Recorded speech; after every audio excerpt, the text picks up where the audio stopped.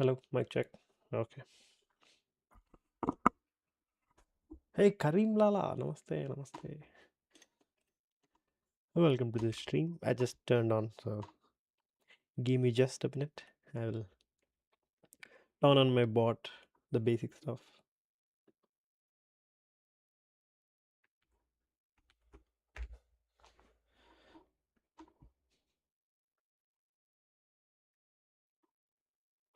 I hope everything is turned on. My backend is turned on, yes.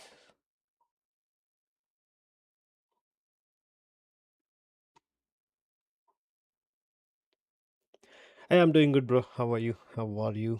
Long time. I'm not really getting any enough chances to do some live streams. Today I got it, so that's why I'm streaming.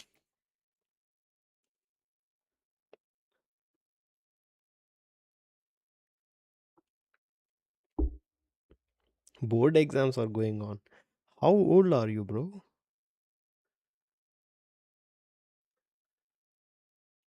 Are you 10th standard or intermediate?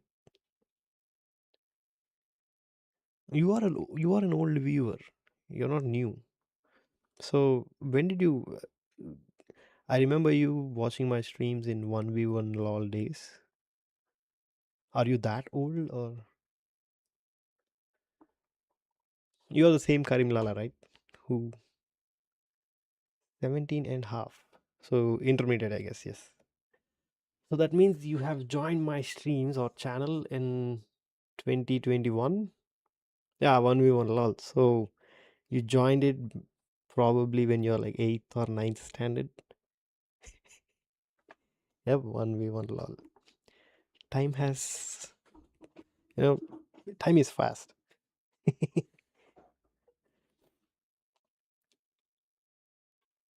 Yep. Because no one actually talks about board exams these days. I mean, my friends or anyone. Nice classes, man. Thank you. Thank you, Mr. AK.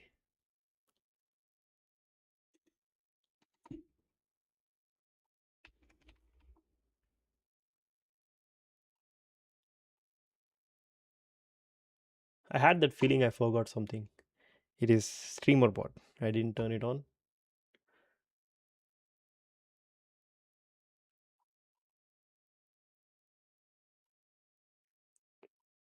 What is it? Where is it stored? It's here. Streamer bot.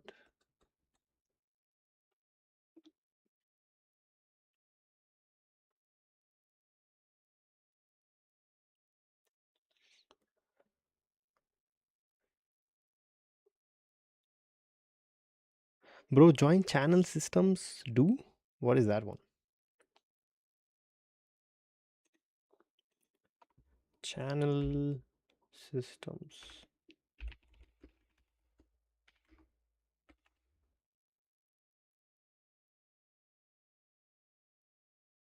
I didn't understand your thing, Karim Lala. Join Breaking Bad download ఉందా లేదు Breaking Bad ఎందుకు ఉంటుందిరా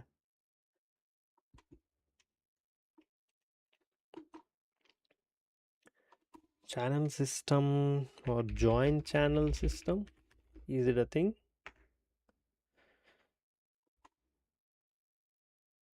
Oh, you're talking about like the YouTube memberships thing. Let's cook man అంట అవును జిఫుల్ పెట్టొచ్చు తెలుసా exclamation GIF space ఇచ్చి breaking bad అని పెట్టు I didn't really expect anyone would join Karim Lala. That's why I just didn't enable it.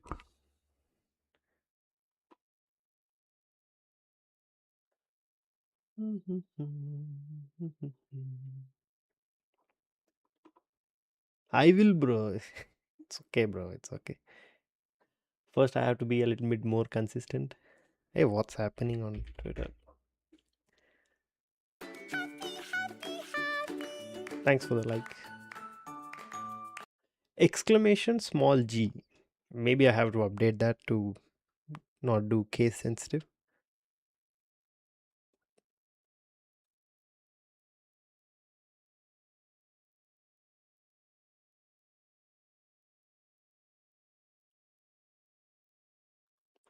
Is the speak command working? I'm probably I might need to.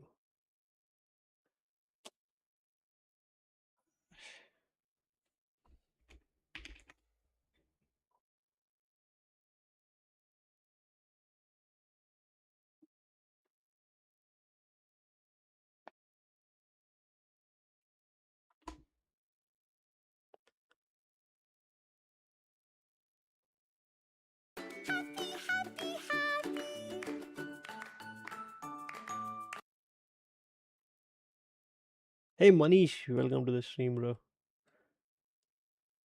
Welcome to the stream.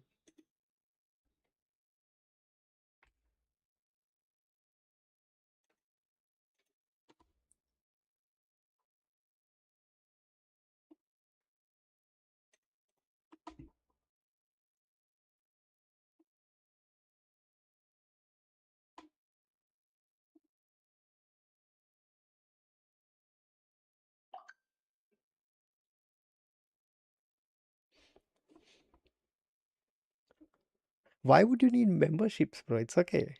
First, let us build a community first. Then we can think about memberships. I don't think anyone would actually buy it. Even I don't buy memberships of other channels unless you have like a really big community of your own.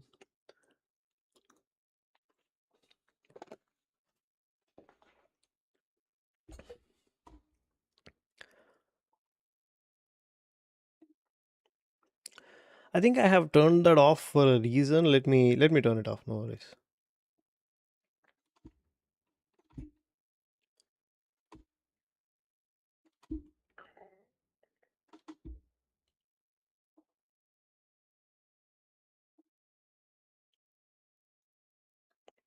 We have our small community, yes, but for our community, we don't need memberships.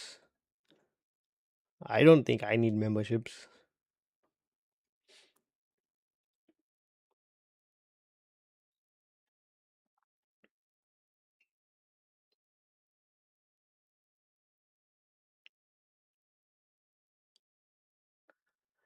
But in order for me to turn on that, I think I just need to go here and community. No, where is that option? Earn? Yeah, somewhere here I have to turn it on memberships.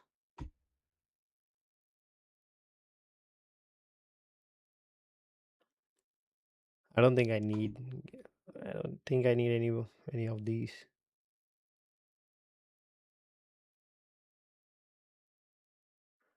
Yeah, next one. Level 1, level 2, level 3. Recommended based on my channel. Okay.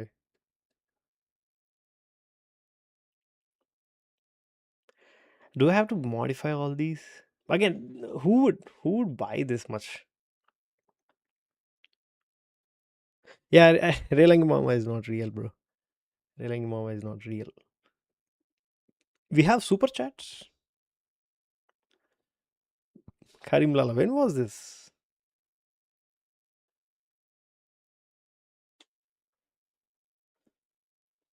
I think super chat should be fine. I don't think membership is actually needed.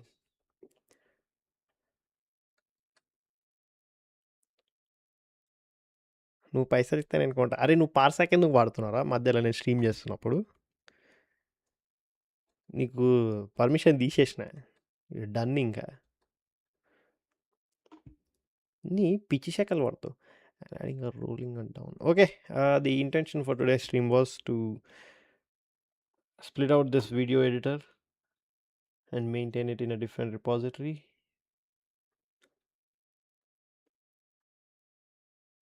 Or we can just scroll some Twitter.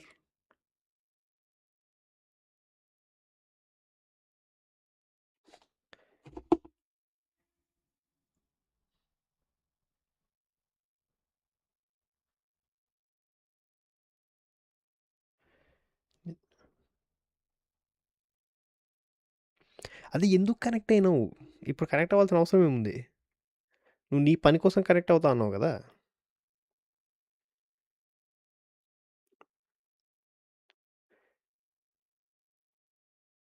Breaking bad ఉందేమో చూద్దామని అంట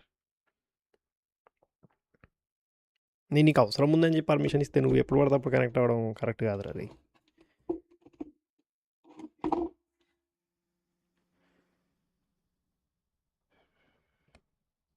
నాకు తెలుసు నువ్వు ఇట్లాంటి తిక్క శక్కలు ఏదో ఒకటి చేస్తావని. నా సుగమాను సుగమాను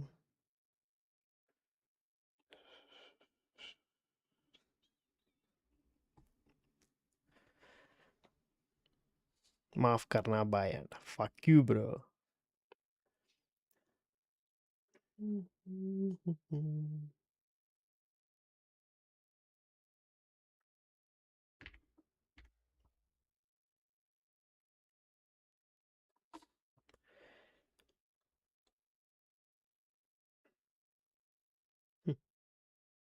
Coffee. I think my Twitter is cursed, man. I'm not getting anything interesting these days.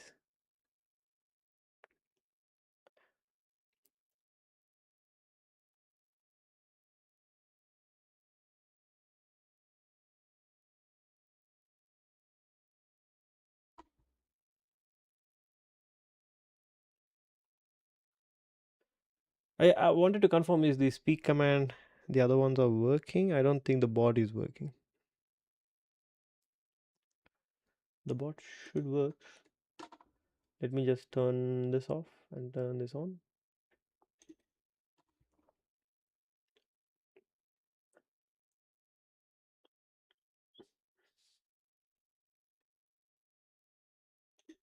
Chat overlay, turn it off, turn it on.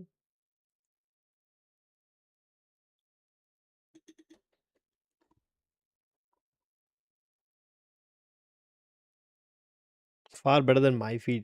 I don't know, something, I wasn't actually interested in this. I don't know why this was actually suggested for me. I'm not even interested in Superman movies or DC movies in general. Not interested in this post. What happened to chat overlay? Why is it acting different?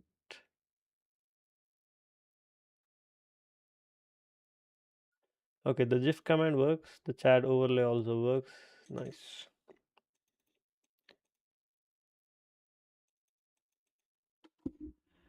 Okay.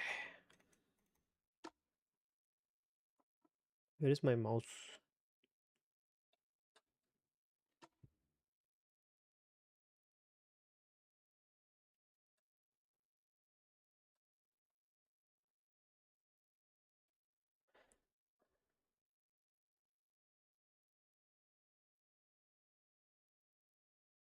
Okay, they're saying this is him.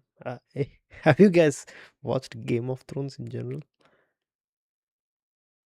पूरे आज ही पे दो बैठ. Hello, gaming kids. Hello.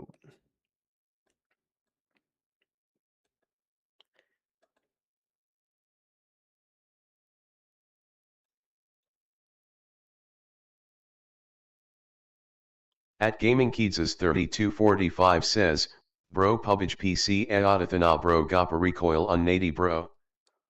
Yeah, PUBG. PUBG మనకెందుకు తెలీదు. Danger recoil ఉంటుంది.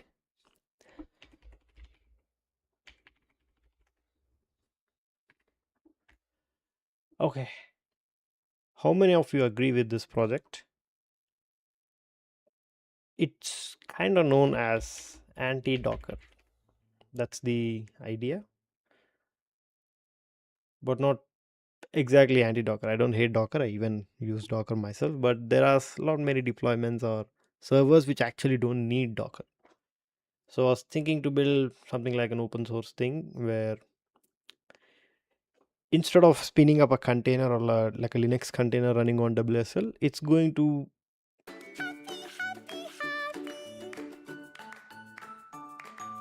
thanks for the like. It's going to deploy the things directly in the native operating system so that we don't need that in the WSL or Linux working in the background. Absolute cinema. So that's what I was expecting to do, but again, this might be a heavy project which I might abandon in between. So I was thinking, should I proceed with this, or should I just ignore it? We already have PM2 and things like that. Daily vlogs అన్నారు ఎవరో. పక్కా పక్కా start చేస్తా next week నుంచి పక్కా.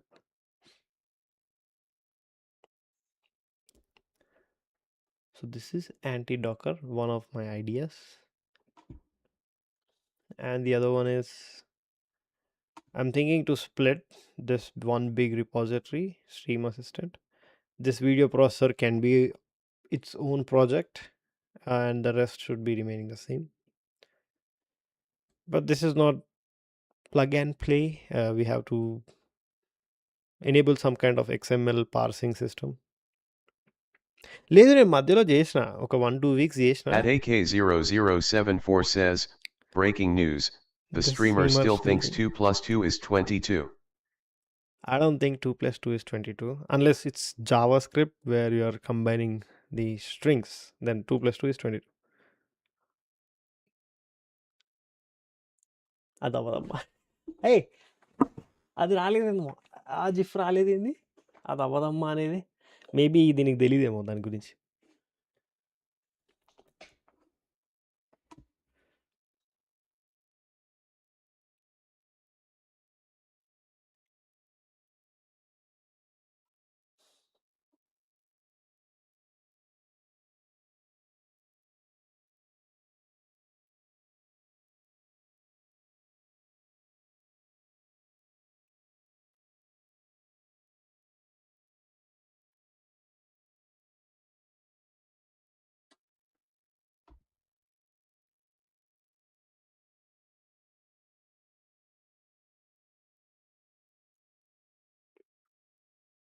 He doesn't know Telugu. Maybe I'll try this one once again. Jeff.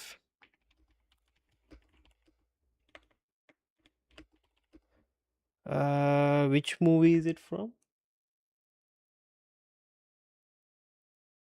Probably. Oh, Railing Mama messages are not considered as messages. Let me try from my YouTube, my personal YouTube account. Try from my.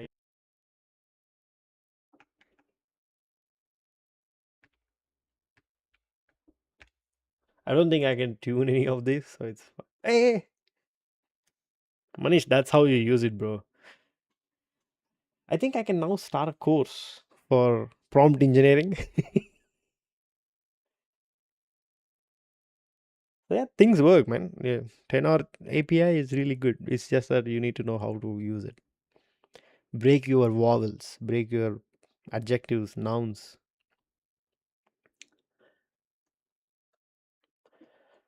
Okay, I don't really know what to do, man. I wanted to stream, but I have no agenda of what to do for the today's stream. So if you want me to just look at something, some of your projects, just drop the links in Discord. I'll keep it open. 18 updates. It's been a while I have done a stream, so that's why so many things need.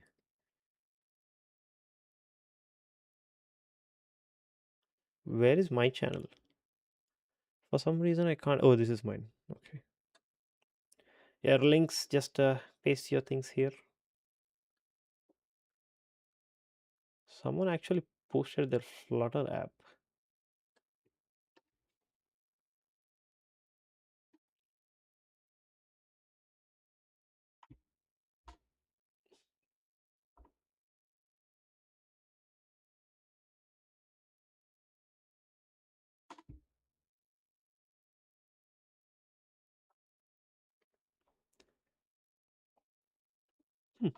Interesting.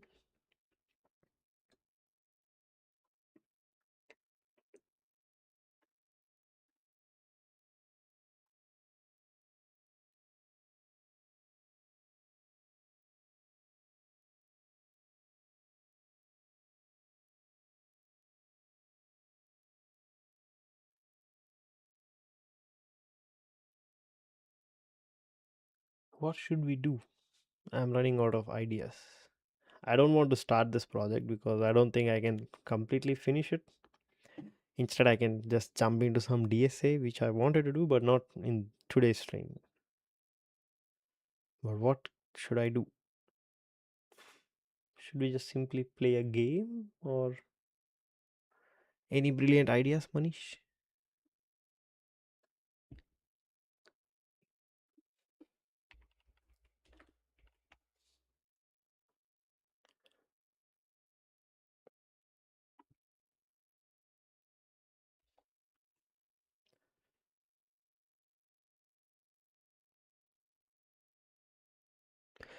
DSA in which language?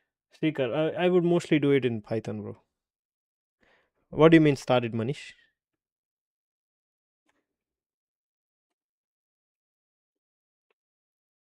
Do you are you saying DSA? Are you saying this project? Are you saying which one?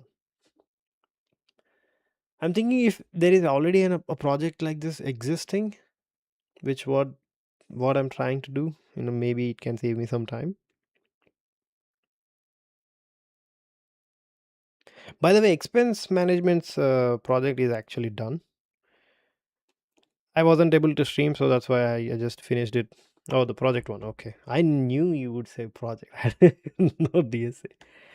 So 25 is completed. Oh, it's not localhost. Sorry. It would be nice if you do live streams in DSA Python. I would want to do it, but it's just that I'm not that good at DSA one. It's either that I have to learn DSA while doing on live stream. I never really done much DSA. So this project, what is we will do a fan wars on Twitter. Yeah, I noticed it. I wanted to do some kind of Twitter content, but just a little bit of digging into Telugu world, it's useless. So that's why I just pulled off. So what is anti-Docker? So let's be some serious. So we have this. So let's say you have a repository and you want to deploy your server. You are hosting your server. So most of the time we don't need Docker.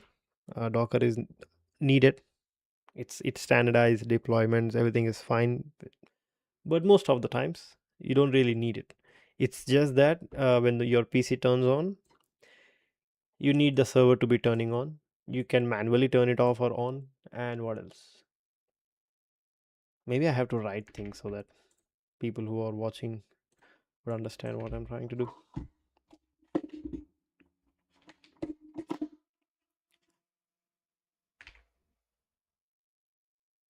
Okay, first option.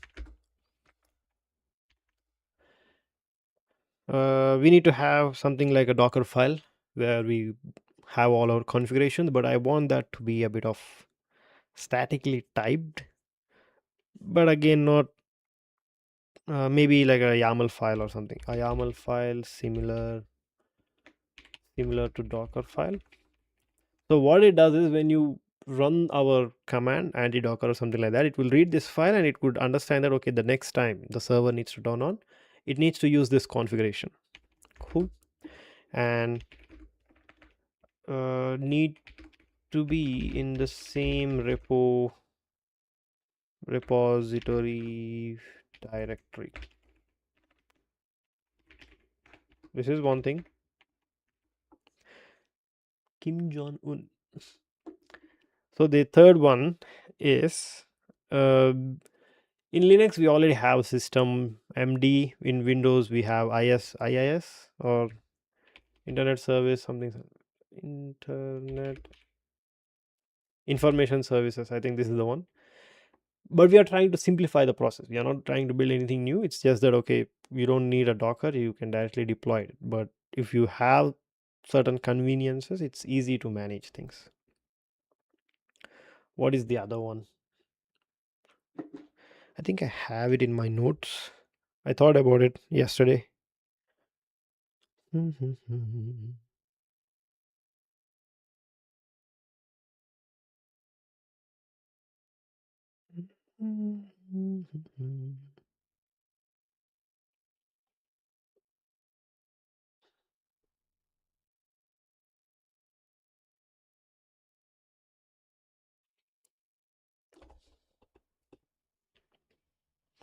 It should also have like a web interface, just like Portainer. For how we have Portainer for Docker, it needs to have a web interface to manage all the instances.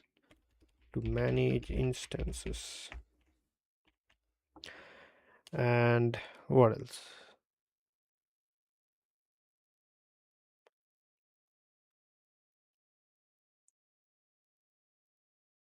I don't think that's. Is there a GIF in your mind, or did you just wanted to say it? If you wanted to say it, just use speak command. Instead of FUCK, you can say DUCK. We can understand it. Deployment might be different, where we are not really deploying things, it's just hosting things. Deploy or host in the native OS, no WSL or Linux container.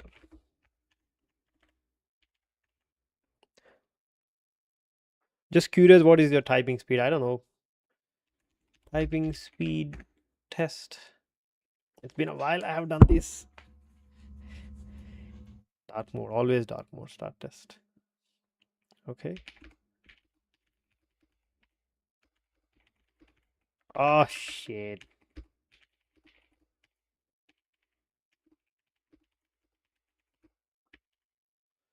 Oh, these would be difficult.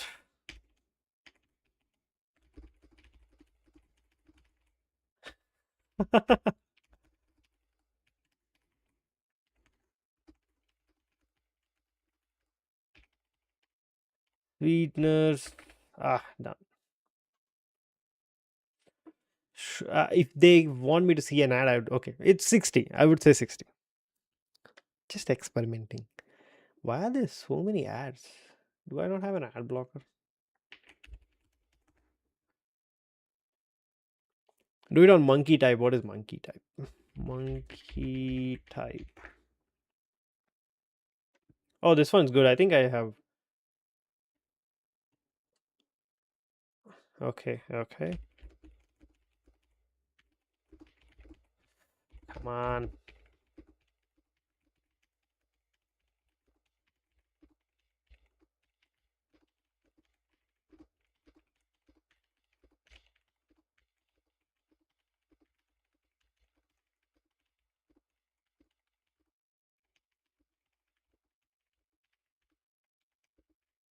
Oh, I was trying to look. Okay. Where is the speed? Is it 82? No, we have to stick to Firefox, Manish. We have to stick to Firefox. That's my thing. I said for normal typing, I type pretty decent. It's just the moment when I have the exclamation mark or the quotation marks, the double quotes, that's where I mistype things. And also, the brain, if you tries to play a game with you, it's DEIT, but you remember it as DIET. Even though your brain would say DEIT, but the typing, it's mismatch. Nothing, bro. It's just we don't have to rely on Chromium based browsers. Firefox works fine. I just have to install an ad blocker. This is a new profile for. So you see this one? This is a streaming profile. It doesn't really have any extensions. So let me just install that one. Ad blocker. Wait a minute. I think I can actually install.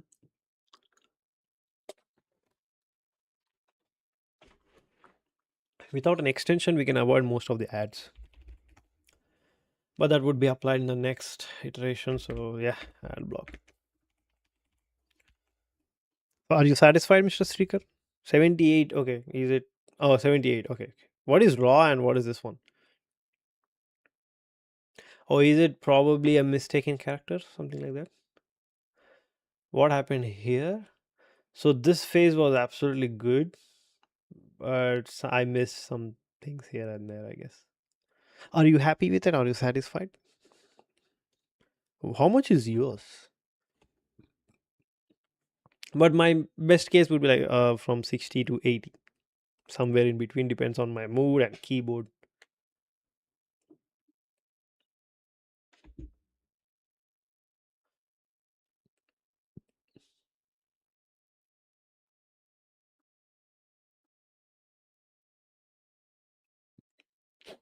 Well, there is any website where I can join and compete in live.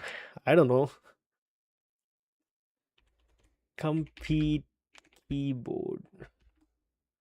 Live game. I don't know.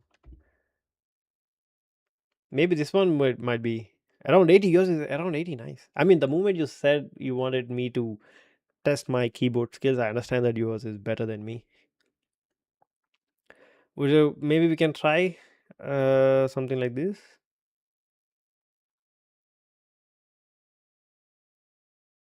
Don't know about my class.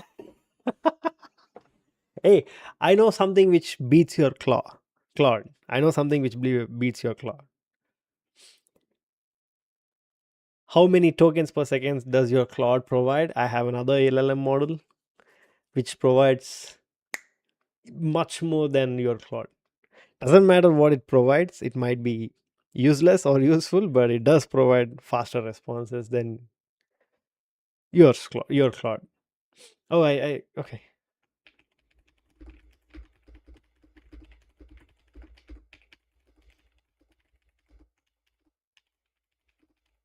I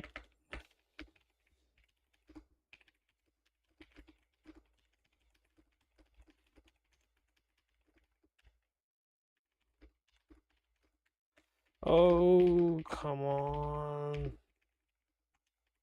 Oh, I hate these ones. I hate these ones. I have to look at keyboard to see where it is.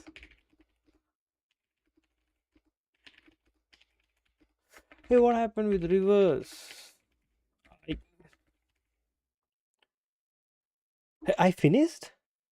Even being slow. Is it a local model? No, it's not local model. No, no, no. I mean, I'm not really saying about model, but I do know something which responds much faster than Claude. I'm saying it again. The answers might not be as good as Claude. 47 to 48 with the bedrock. I like this one. Try again. Race again. Let's see. Okay. One, two.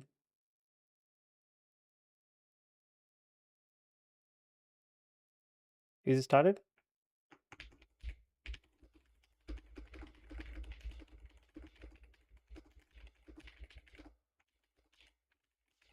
Hey, every time I'm missing the same thing. Oh, in the expectation of. I can't even look where I am. Am I behind or ahead of at least someone? I know I would be missing this. I Someone is ahead of me. 77. Oh, that guy. I lost it with the exclamation. Yeah, Chat Jimmy. Yes, yes, that's what I was talking about. Chat Jimmy. It can It can type a lot faster than. I mean, it's the different architecture. It's not really a model. You can use Claude if they provide it into the same hardware, and that would basically be the same.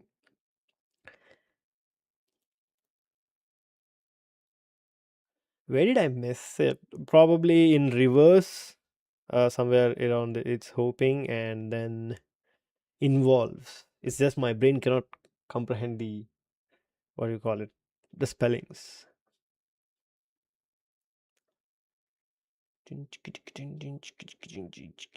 What? 226 words per minute? Who is this? Hey, that's a very big jump. How can he even type that fast? My scores.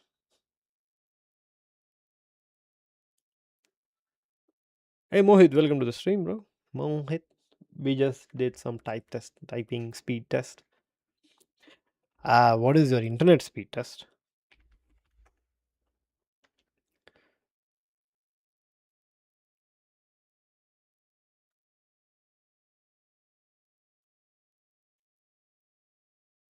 He used that 4-letter keyword.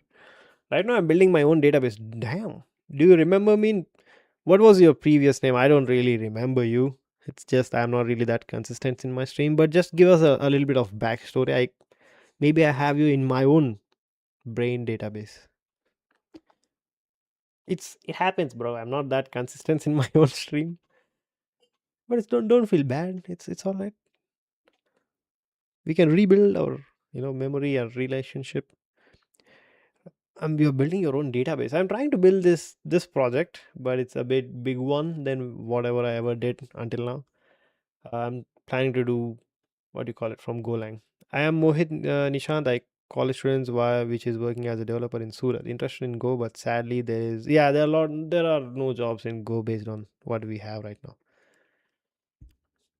Maybe in the next 2 to 3 years, probably we will have some Rust jobs. I don't think it's normally a language. It's just that developer jobs itself is in a threat. I'm not building a database in Go. I'm still thinking whether to build this or not. I'm trying to build something which is mostly like Docker, but without the WSL or containerization. It will deploy your project or server inside your own native system instead of the other ones. So I was trying to do the same. It's not something new or we do not have the system. No, we can manually deploy things. It's just that this will bring some convenience. It also has a web interface. I shouldn't say it will have a web it will have a web interface. It it's still not active. I should start working on this. It's just I don't know. Uh, the language is obviously Golang. Docker uses Golang. Kubernetes uses Golang. I think that language should give us an edge. I don't think I'll be going with Rust because why would I have a steep learning curve when I can build the same tool in Go? But I lack a lot of fundamentals in this. Do you have a knowledge about Unix domain sockets? No, not really. I don't want to waste your time by saying yes and then searching what it is. But I'm interested. What is it? Unix domain sockets. Maybe I know something about this. Is it an old technology or a new one? If not, then how are you going to communicate with containers unless you are not using Docker engine under the hood? We are not using Docker engine. We are not using containers. That's the point. Yo, what is it? Anti-Docker. A boomer. Okay. So again, I need to change this name to something else. When people say Docker, they assume that I'm trying to build another Docker. No, Mohit and Boomer. What I'm trying to build is, imagine I have a Python code which I run as like what do you call it? Copy paste a command and the server will be up. But if I want to deploy that in Docker, it also spins up a WSL and then a container which takes more RAM.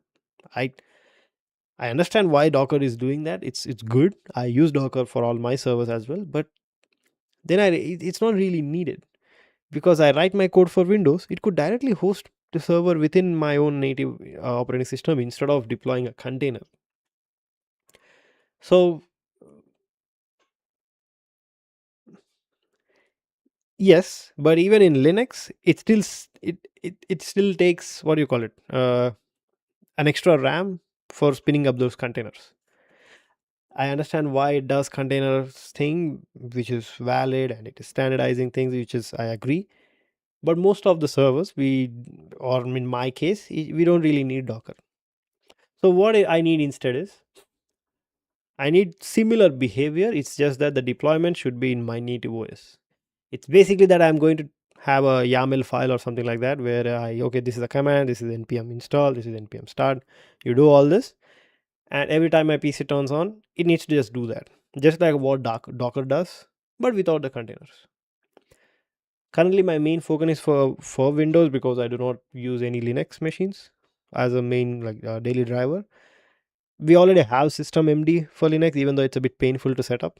Maybe once this is done for Windows, maybe I can think about Linux next, but that's the idea. Yeah, okay, it's going to install all dependencies manually, which a human would do. But in this case, it's going to be done by Python. I just gave an example of Python. The repository, the code will be written in Go. We can produce the commands just like the idea is this. Okay, how about this? You have a Python project. Let's say this is my project video processor. I want to deploy this, like host it as a server. What I would do now is I would come to this repository, I press, they open the terminal, and then I execute. I have to do that manually every time I turn on my machine. If not, Docker is also an option. If not, there is a PM2, there are other instance management things, but they are all managed separately from repository, except Docker. So if I use PM2, if I reset my PC, everything goes away, and I have to set up my PM2 again. But with Docker, we can just have a Docker file, and I do Docker build, and it works fine. So I want to bring the PM2 doesn't use any containers. It's just deploys it within the same native OS. But Docker manages things a bit better. So I want to bring best of the both worlds into the simple ones. So now let's talk about YAML. So in order to, let's say this is a new repository, I cloned it in the same like project Toml or something like that. I can just create my own. I don't know. Isn't scheduling supposed to do it? It is. But we are trying to ease off all those things. I'm just, like I said, I'm not trying to building anything new. It's just convenience. Scheduler, setting up schedulers, setting up system MDs in Linux, setting up internet information services, setting up node instances, they take a lot of time. How about we simplify those processes? But I think you might still need Unix Docker socket if you want to terminate and restart the process. I don't, if I need it, I'm going to study it. There are a lot of things I studied when I realized that I need it. That's the reason we do projects. We don't do projects because we know everything and we build something. It's just that we have a problem. I want to solve it. These are the fundamentals. These are my requirements. And let's say first I start with the YAML file. I have never done something like this, like a Docker file alternate. So I would obviously study it and then proceed with it. Just because, so you're saying that I do not know Unix domain sockets, then I should not do this project? I would not agree with that. We are humans, we can study and then proceed. Just like how I studied a bunch of other things like AI, LM Studios. I do know about Podman, even that also deploys with containers, unless I'm wrong. Podman also has the same container things. Yeah, manage containers. I don't want containers. I do not want containers. I'm sure I don't even know 10% of this kind of knowledge. Most of my projects are like code based full stack projects or Android apps, some servers, automation, but I've never done networking or OS based systems. That's the reason I'm thinking whether should I actually start it or not. Do I put I don't think it can.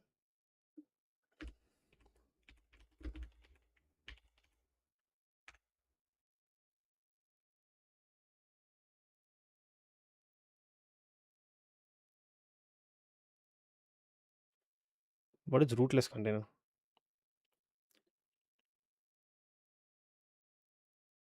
It's still a container.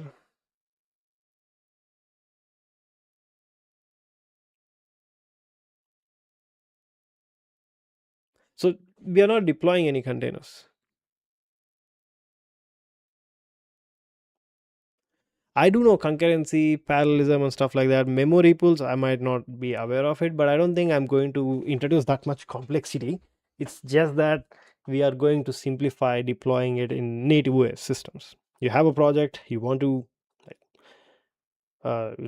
automate some things like restart the moment the PC turns on. Our code turns on, and it knows that okay, we need to deploy this server, and this server. It will just turn those on. Yes. So what name do you suggest? Or is there anything which already does it so that I can save some time for myself? There are some like PM2 is the one I normally use. Or at least I used to. This is like a process management for Node.js. It can also handle Python and stuff like that, but it's just that we have to build in some like manual configurations, but it can do it.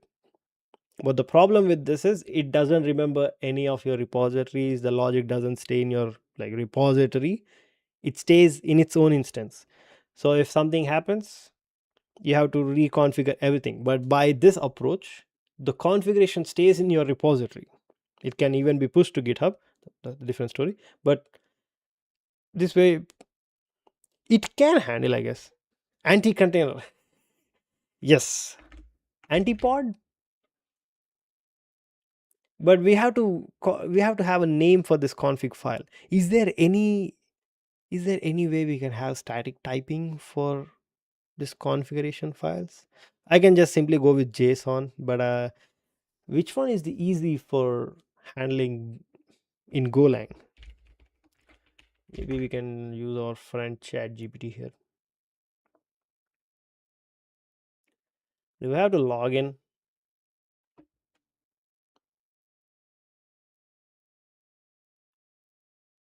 Log in, dude. Nah, come on. Oh.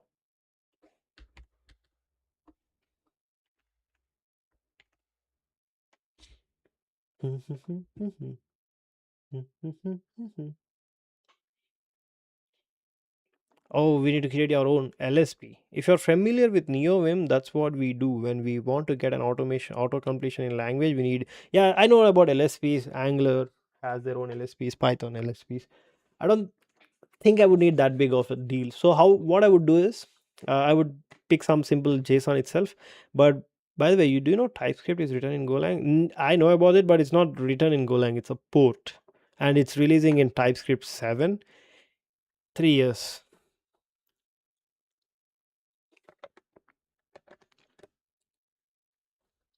I hope you also grow old, Manish.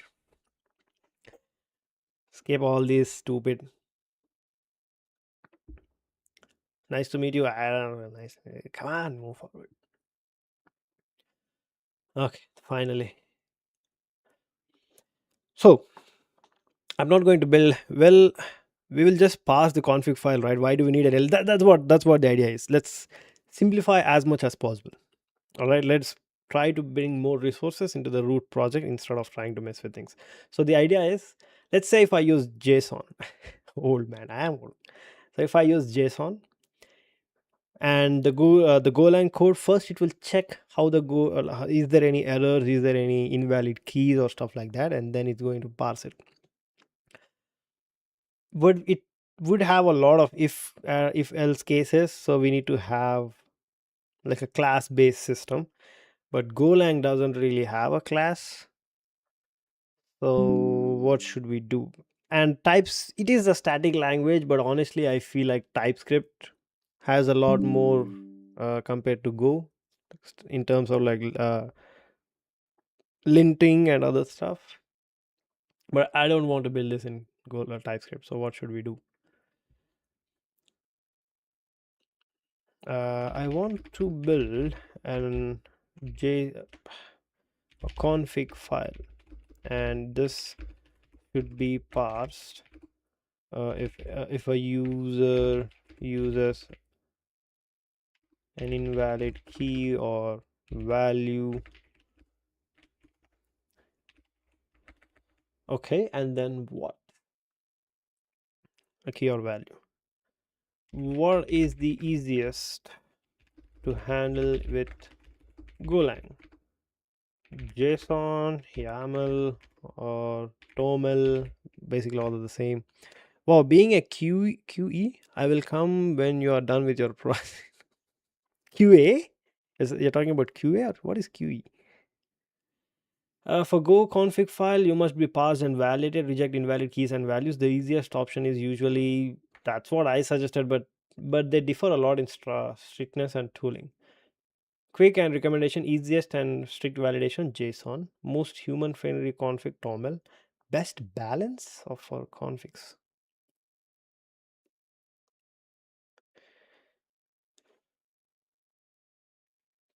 Oh, fine. Hey, QAs are important, man. JSON, strict and simple. I will try my best to go with JSON, because if there are any mistakes or typing or syntax error, JSON itself is going to throw errors instead of us trying to have an issue. So then we can have like a type configuration. It will just check for errors first. Not very human friendly, or no comments. Oh, do we need comments? Do we need comments? Yeah, I think we can, but let's see. YAML most common for configuration, and oh, it also has the YAML support. YAML is very oh, then forget about it. TOML great for Go apps. What is the difference between TOML and oh, YAML is a bit different. TOML is different. Okay. Port host debug true library go TOML. Oh, there is a separate library, and then we have this one. Is anyone actually maintaining it or is it dead? 2 months ago, 4 days ago, who is actually maintaining it? Full API examples, features, performance. While Go TOML favors usability is written with performance in mind, most operations should be not shockingly slow. See benchmarks. JSON C or JSON C comments. I think it's better to go with even without comments as well. It's just either TOML or JSON. I don't think I'll go with YAML.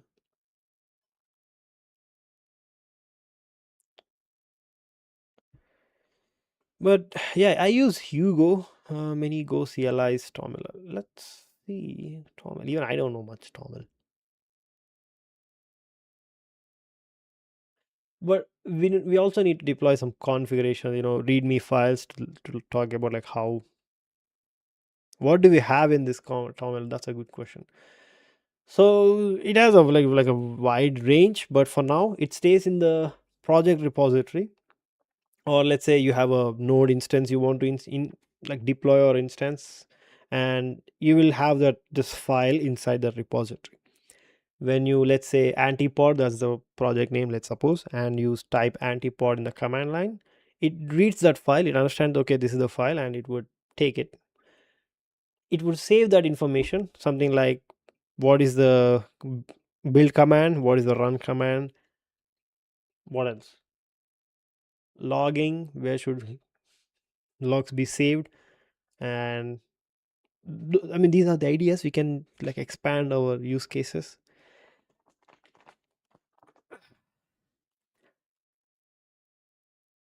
But let's come.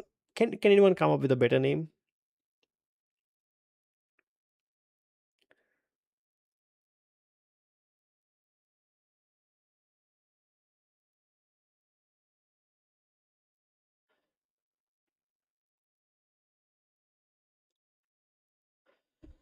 This is what I'm trying to build.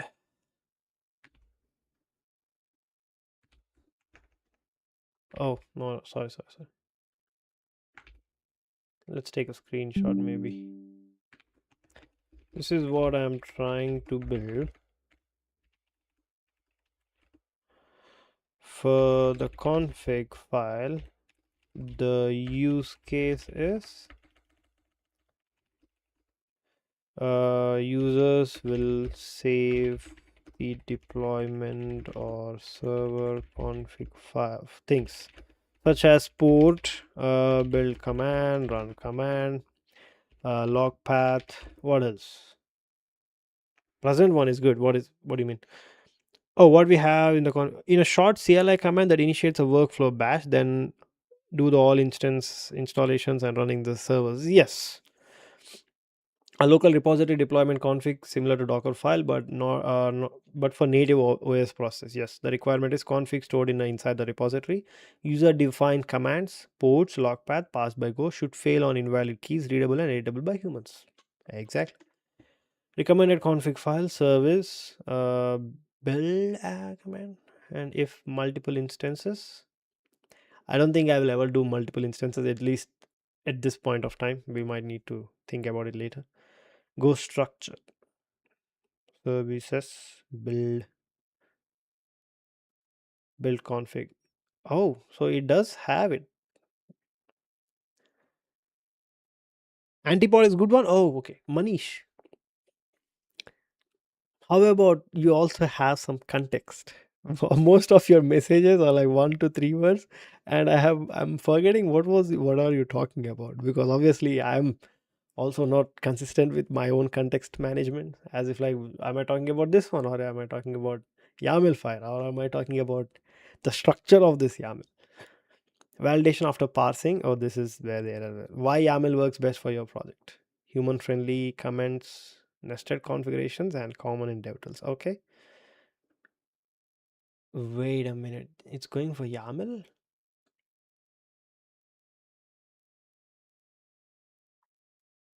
Add env support. Okay, okay, yeah, env is there. Then your Go program injects environment variables before running. Hey, that's a good point. That's a good one. You asked for. I forgot. It's my fault. I'll take it back. It's my fault. Okay. A viewer is always right.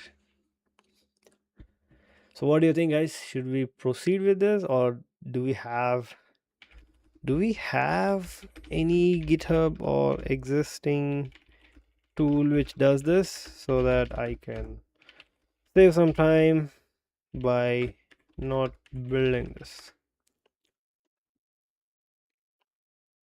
I don't know if free offer. What is it? 1 month free.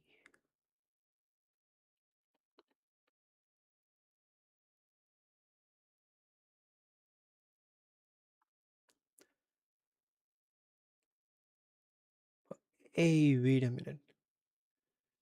Someone actually did it. Okay, process Fibonacci process compose. Oh, just like Docker compose, they have process compose. It's also written in Golang, dude.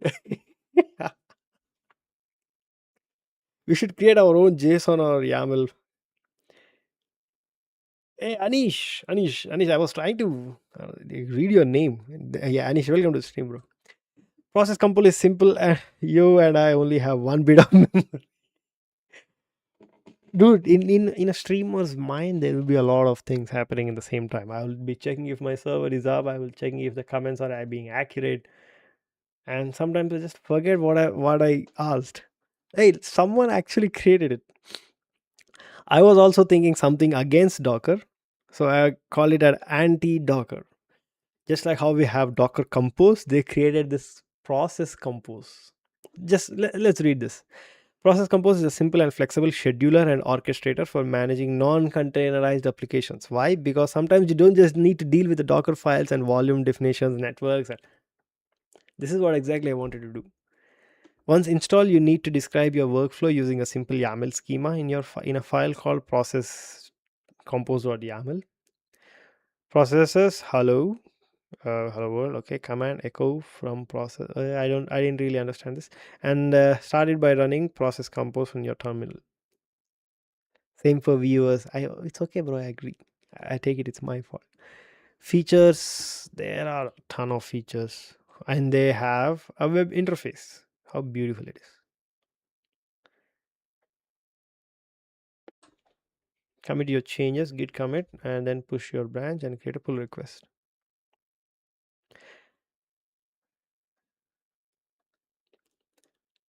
How many things you have in your mind? I wanted to know.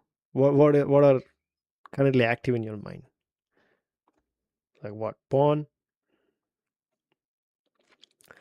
This was the one I wanted to build, bro. This is exactly the one I wanted to build. Hey, good morning, not HR. Welcome to the stream. So we have something then. This deserves a star. Oh, I'm not logged in. Sorry. It's a good thing that I asked.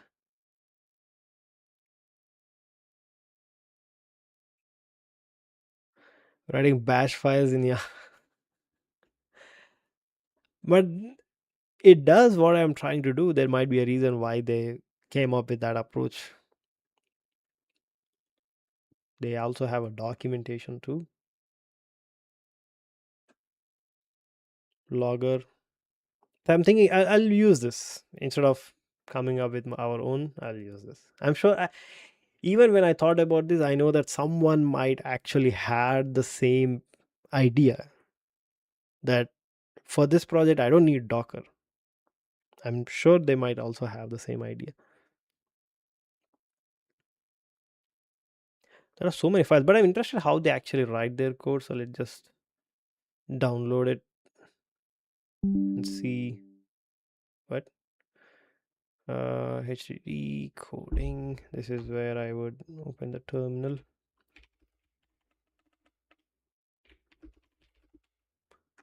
Oh, it's not git pull.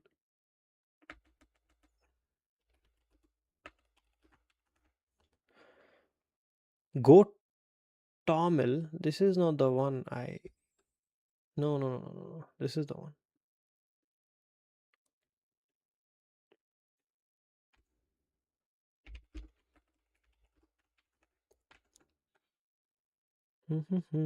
Let's delete this. We don't need it. Did I delete it? Okay. Process compose. Let's see. Do you have Go support in Z or is it not supported?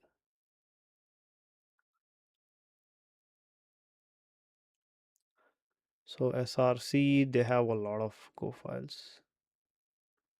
Main.go, and they are executing imports src command. Okay. Command, and there should be another main.go inside here. I don't see anyone. They have, okay, Go is supported, then that's nice. It feels good when a lot of people are using the gif command. Thanks for the like. This is the project works. They come into C and then they press execute. Is this how it's supposed? In it, oh, probably this is the one.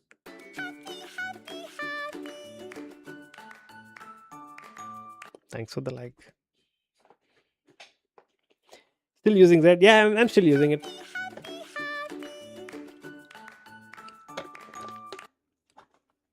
But it needs to have a lot of features, man. Especially for like Angular. For React, it works fine. But for Angular, it needs some work. So I'm not aware of the zero.init. I thought they would be having like a main file inside here. A larger command go. If most of people are, I think, are watching in Telugu people, try looking at this one. Linus Torvald. Yeah, that's the gif for that one.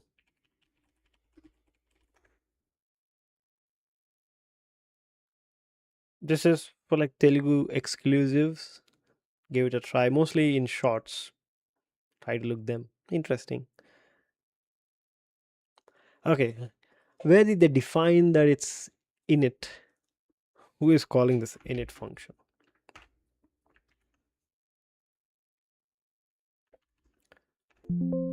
Don't save. So there are a lot of init files in different places, but how does it know which init file to use? Maybe I need to study about this one. Init function in Golang. I came calling the init function. Do you want its number? What? I cam?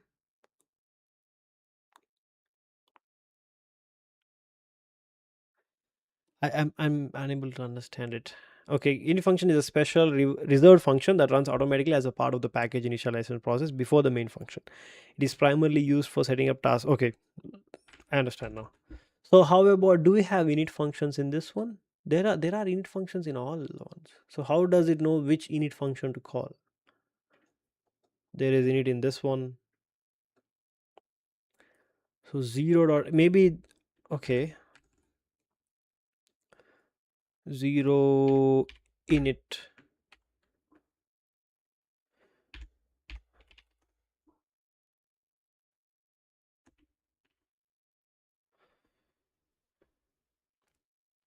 Keyboard fucked up. Please sponsor me one. What's with this keyboard? You can use the on-screen keyboard, bro. I can sponsor you that one. But I do have an extra keyboard, but obviously you stay in a completely different like country, so it's hard to provide you one. So we have init in all files. So I think there is something behind it, zero dash init. Config new files and then new files, right? Parse container, boolean, common flags. What is this common flags? I'll pay for shipping. I have one which I check main file. There is no main file in this one. That's what I'm talking about. There is a main file in this the what you call it, the global one. There should be one. Yeah, main file, and they are opening command source. So that's where we went into this command source. Okay, and then this is the command. I open this.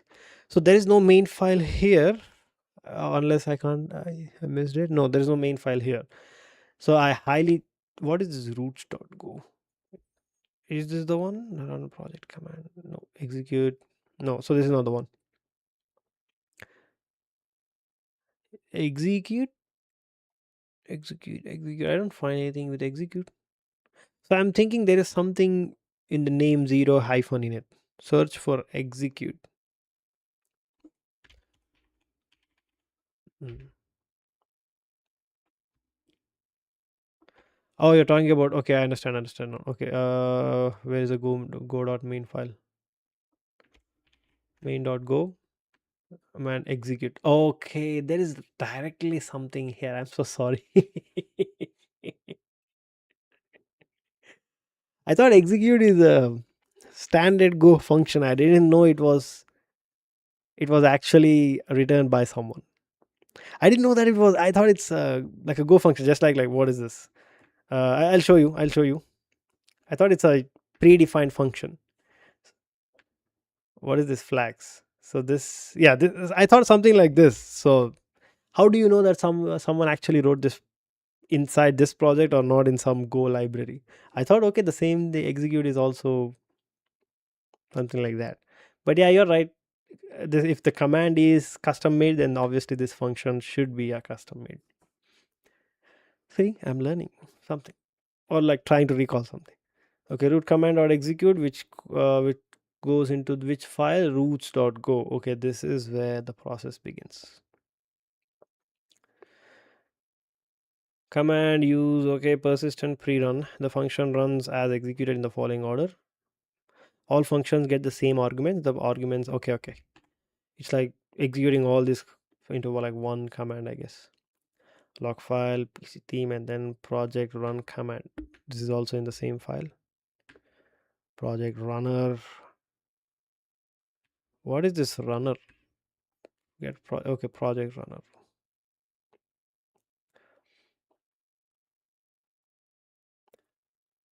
Process is an array of, it's a string array which consists arguments, and arguments is the one coming from above. These arguments. I think we should, very disappointed. I'm sorry. I'm so sorry. Okay, as someone already has this project, then basically there is nothing we can do now. See, Copilot is rotting your brain. I totally agree, man. AI is actually brain rotting. But again, corporates want us to use it, and if we use it, things are going a bit bad for devs. And they don't want us to like learn while using it. It's just that, okay, with AI just with AI just you have to speed up. They don't care if we are learning or becoming slow. They just want us to.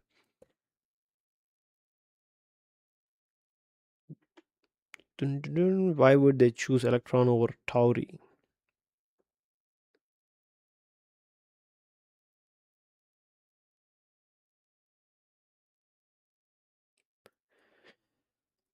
Process compose. I will remember this process compose. This is a good one. Process compose.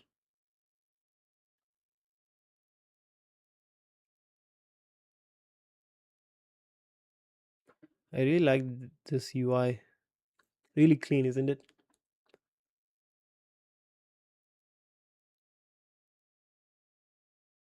By the way, you leak your SSH keys on Discord. Which SSH keys? Do I even have SSH keys? I don't really remember them.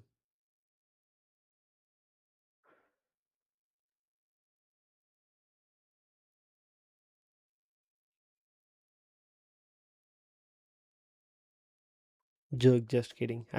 Even I don't remember if I have any.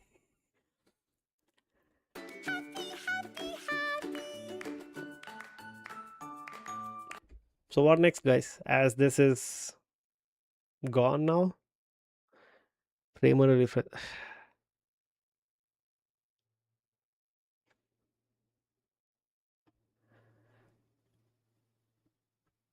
This is gone. So what do we do? DSA? That's the only thing left.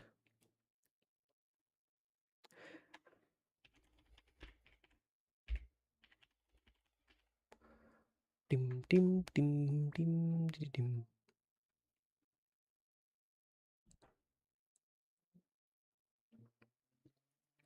I wanted to do this, but it's gone anyway. So there is only one thing now we need to do. I don't have any projects in my mind except one thing, but it's a bit complicated. Build a workflow for live captions. Live captions is way too process hungry. I tried it. So the idea is simple. Uh, you're talking about what I'm speaking live captions, right? So my microphone will be streaming audio while obviously while I'm taking breaks. Yes, whisper, whatever it is. It goes into that and it returns a text. That text should be going up to the screen and it will show the captions there.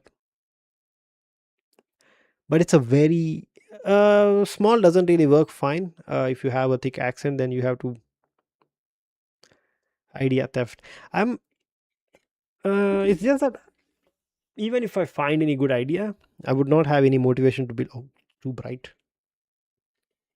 I would not really have any motivation to build it because I don't have a personal use case.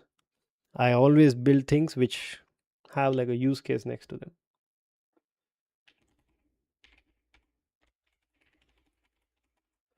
Spendify is actually complete. I'm happy that it was done. It works fine. I use small for my meeting transcripts. It works great. Oh, I use Whisper too, but for streaming, for like live streaming, it takes a lot of resources. And the important part is this needs to be running on GPU. Obviously, my streaming PC is already using all its resources for like recording, streaming, the UI, these servers, the Relang Mama, etc. And I can only import it as another browser. In the OBS, I have to add like another browser source and place it there. And while I'm speaking, it would transcribe my whatever I'm trying to say. I didn't feel it would really bring some new things into the stream, but can do within a day. It will be done using AI. So yeah, okay, guys, this is the Spendify app. Still looks the same, but it has the bulk imports of HTML, bulk imports of JSON, bulk imports of expenses. So it's like CSV files. This is like how the input looks. We went ahead from like a direct API call from pagination because the transaction count has increased from 40 to 50 to almost 2000. So the API was choking. I had come up with pagination. And the other one is the expenses screen. Now looks something like this. We have included charts. Works fine in Expo as well. I mean the Android app. These are all the transactions. I have wrote scripts for Amazon. I have scrolled like Amazon, Walmart, Sam's Club. I'm writing one for Publix. I'm actually trying to see something like simpler than this, but we'll see. And then comes items, and then comes input. Items is nothing but what I bought within the receipt. So let's say it also sees like which it also shows us what are the frequently bought, and this is the one which I frequently bought. Probably this is fresh red onion. I mean, who doesn't buy onions? So that's the thing. We can actually see the price differences over here. So yeah, that's the red onions thing. And boneless, let's see this one.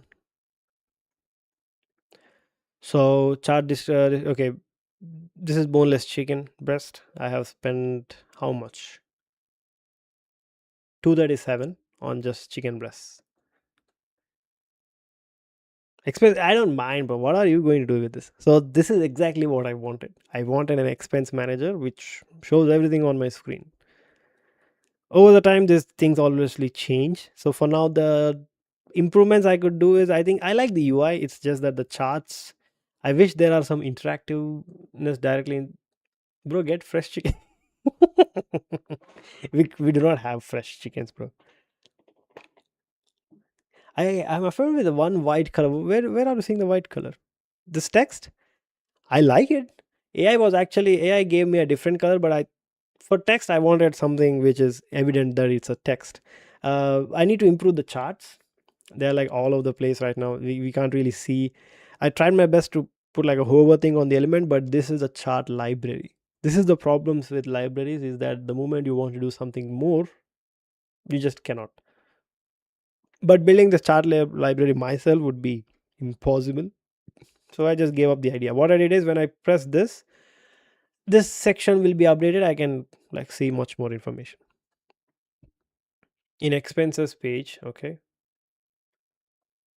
what white thing? And again, we can still scroll left and right. That's there. Make an LM from scratch,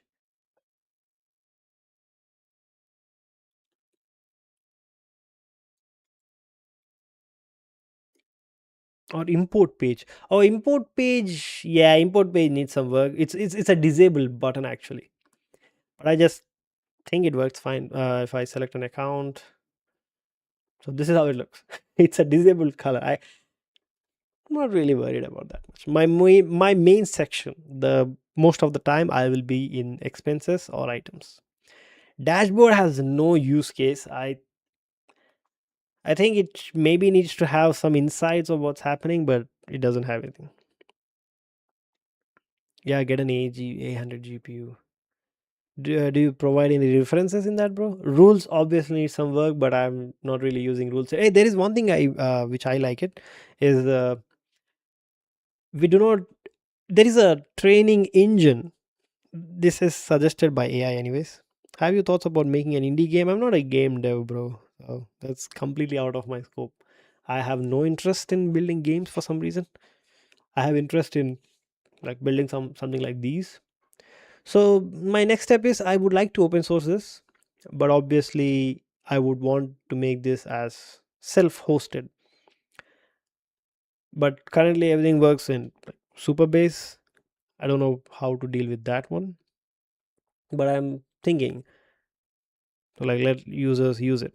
So the idea is, okay, they can also have their own Superbase connections. If they have one, they can just connect it. And next step would be, yeah, receipt upload is also like implemented. You can just take a picture and it will work fine.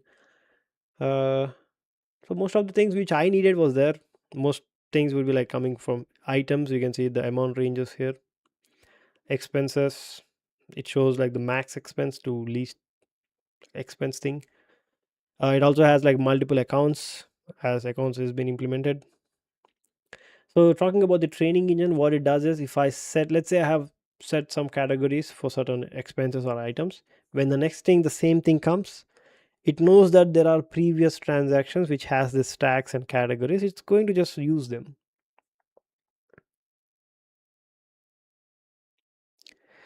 You can, you can't merge it, you can just raise a PR. So I'll see what I can do. But I'm thinking like, how can I mean, if you guys want it, you can. I don't think anyone else would actually have a use case for this. We'll see. No worries for now. This chart was actually helpful, but it looks really bad. It also shows like monthly inflow and monthly outflow.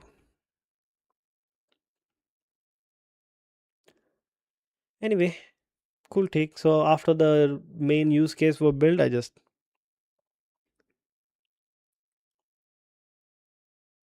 budget or goals, not really, because I don't really believe in budget or goals for like personal use cases, because I'm a cheap ass person myself and I don't really spend that much money. But if I'm doing it, that means those are needed. So I can't really have those things. Maybe I can have some more analysis of what I'm spending on Amazon. Most of the things I bought are from Amazon. We can see uh, some things are from Walmart. As much as I'm buying from Walmart, I'm buying from Amazon as well. So all these things are bought from Amazon. Amazon. Do can I avoid some of these things? Not really. So I don't think I don't really need a budget kind of a thing, but it is what it is. When I click on this, the original transactions open up, which shows all the remaining other things. Interesting. How about stock market and crypto transactions? There are like million other softwares for that. Yahoo Finance does a good job. Coinbase, Robinhood, which I use, works fine. I also built this one. This is open source, but yeah, I don't think any one of you might be using it. US Bank PDF parser. Yeah, US Bank doesn't provide CSVs. They only provide PDFs. So you can use this tool to parse your US banks. Obviously, I'm sure that none of you have US banks, so I didn't mention it, but it works fine. This was the one I used, and it processes like bulk PDFs. You just need to save your PDFs in this in this directory, and then once you run these things, it will go into the CSV statements.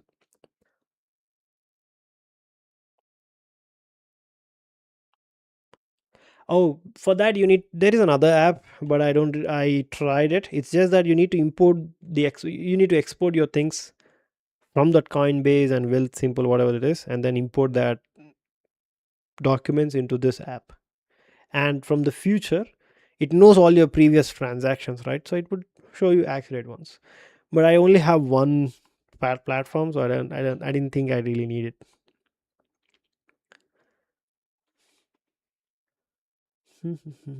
So guess there is no other idea. There is nothing I wanted now. There is only one thing I want, which is like an AI mentor. What are you having from lunch? Before even I start my stream, I had some food, so I don't think I would really go for lunch anytime soon. Hi, how is my microphone? I know that you guys would complain if it's not good, but sometimes I have to check how it sounds. So give me a minute.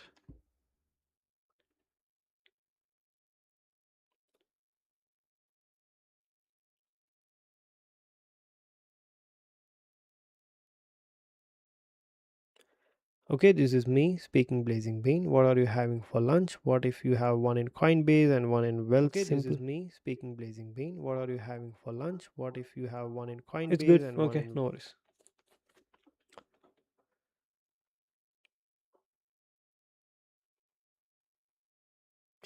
So DSA, there are two options now. So one is the AI mentor, which I don't think mentor is the right word, but that's the one, and then DSA. I'm not equally interested in both of them, but I wanted to have a fun thing in my streams as well, because work has been increased with the layoffs happening. It's just that the team size shrinked, but the requirements or the work needs to be done is still the same. So yeah, I don't think I can start the stream after work and still program. It's just too hard for me for now. No DSA. It's just I just wanted to do that once, for like 4 5 months. Just do it and see how it goes. Did you try Quinn 3.5? I did try Quinn 3, not 3.5. Is it?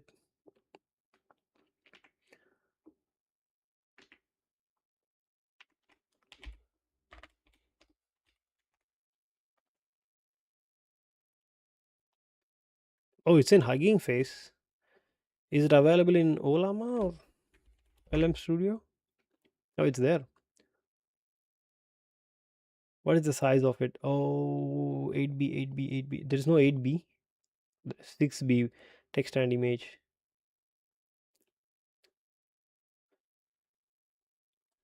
Scribble. What is Scribble? Multiplayer drawing guessing game. Not in the first stream after weeks. Sure. I don't think I'll start this. This is a weekend stream. My idea is to react to something. Let's say if you guys want me to react on something, just share the link. Pixel Vanguard, thanks for subscribing. Are you watching the stream or? I mean, you didn't mention any comment, so I don't. I guess. Anyway, thank you.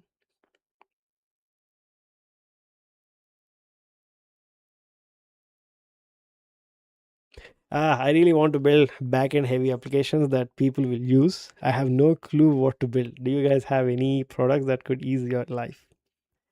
I mean, that's what everyone is struggling. Everyone is a builder now, but there is nothing to build. Nothing done in. I don't know, maybe a backend service which can understand not HR keyboard inputs and provide a meaningful text instead of something like that. Review, yeah, yeah, something like a reaction or like talking about something. You found something and you want me to talk, just like how you talked asked about Quinn 35. I'm thinking which way should I take my channel from here? Suffer from LinkedIn stuff, yeah, sure. Let's see what's happening in LinkedIn. Even that is boring, bro. Hardly you'll have like less things to happening in day-to-day life. Huh? Describe your interview experience. Explain what went well. How could you have? Oh, this is a very long text.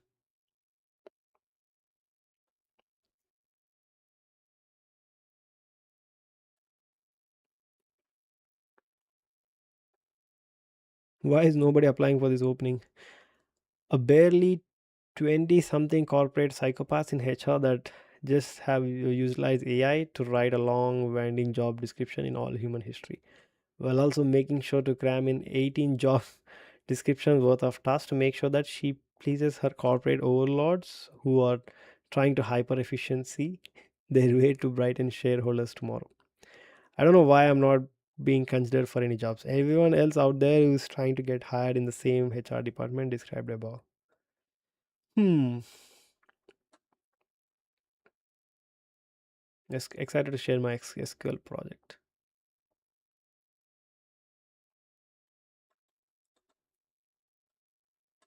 What is this one?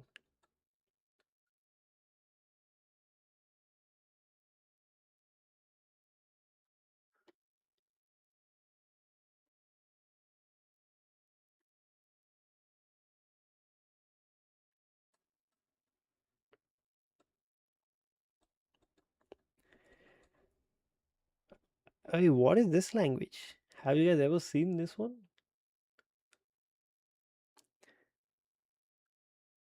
Oh, someone is here. I have an idea for him. It's a pain to tell AI context every single time and store the information. Maybe you can ask AI to write a markdown, but imagine if this happens automatically. I think it happens automatically. I think that react to your own videos. Dude, why do you hate me so much, Manish?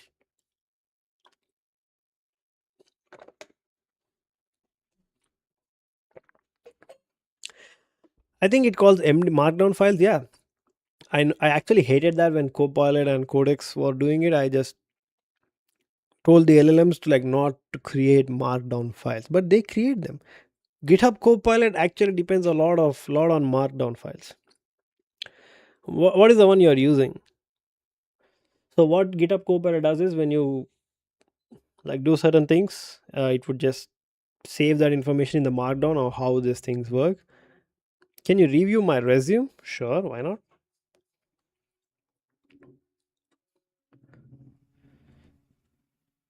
I spent this morning reviewing AI automation job postings on Upwork. Almost every single one was under budgeted by 2 to 3x. Not because the clients are cheap, because they genuinely don't know what they are asking for. It's a very big post.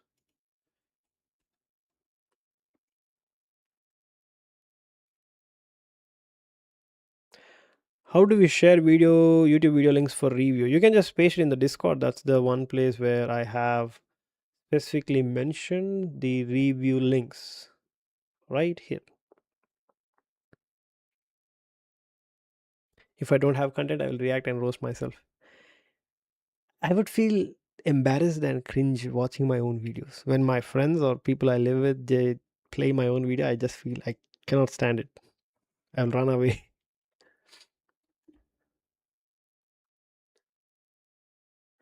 Yep, that's the one.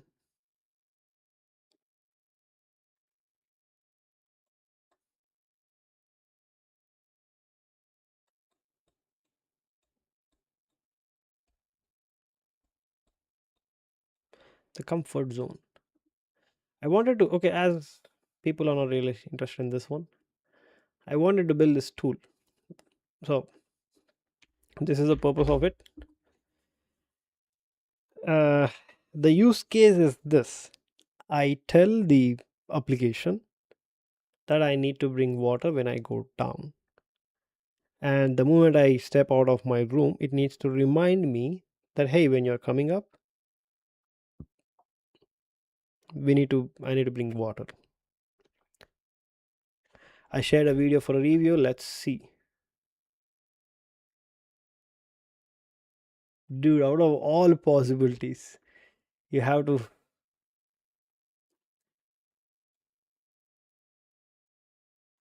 Okay, let's see. So this video was not picked by me. It was selected by Anish.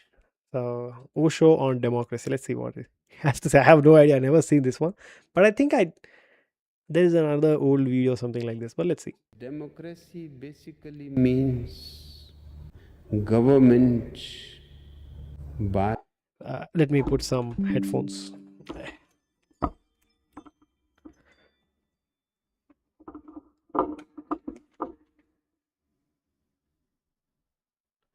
Okay, I got my headphones. Let me listen to this one more democracy time. basically means government by the people, of the people, for the people. Yeah, that's the one. But the people are retarded. The people are retarded. So let us say government by the retarded, for the Oh yeah, that's what I got reminded. The moment I looked at him, I thought, did he get old or did he move to some other country wearing this beanie or something like that? But whatever he's saying is actually like fine. Yeah. retarded, of the retarded.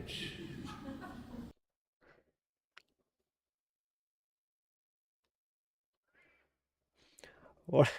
Where did you find this video, Anish?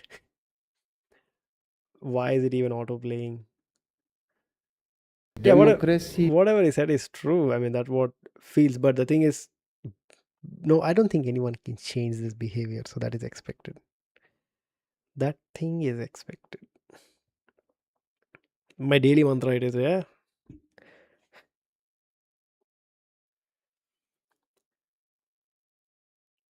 Okay, not HR has also sent a link. Let's see what he has. Oh, people are, dude. You have you have sent me a Rickroll link. Okay, now a man with a binary answer, yes or no. Okay, let's react to this. Not HR visit site. Okay, I think I have seen this site, bro. I think I have seen it. It's very good, really minimalistic. Now I don't have to dare trying to look for a wide light theme.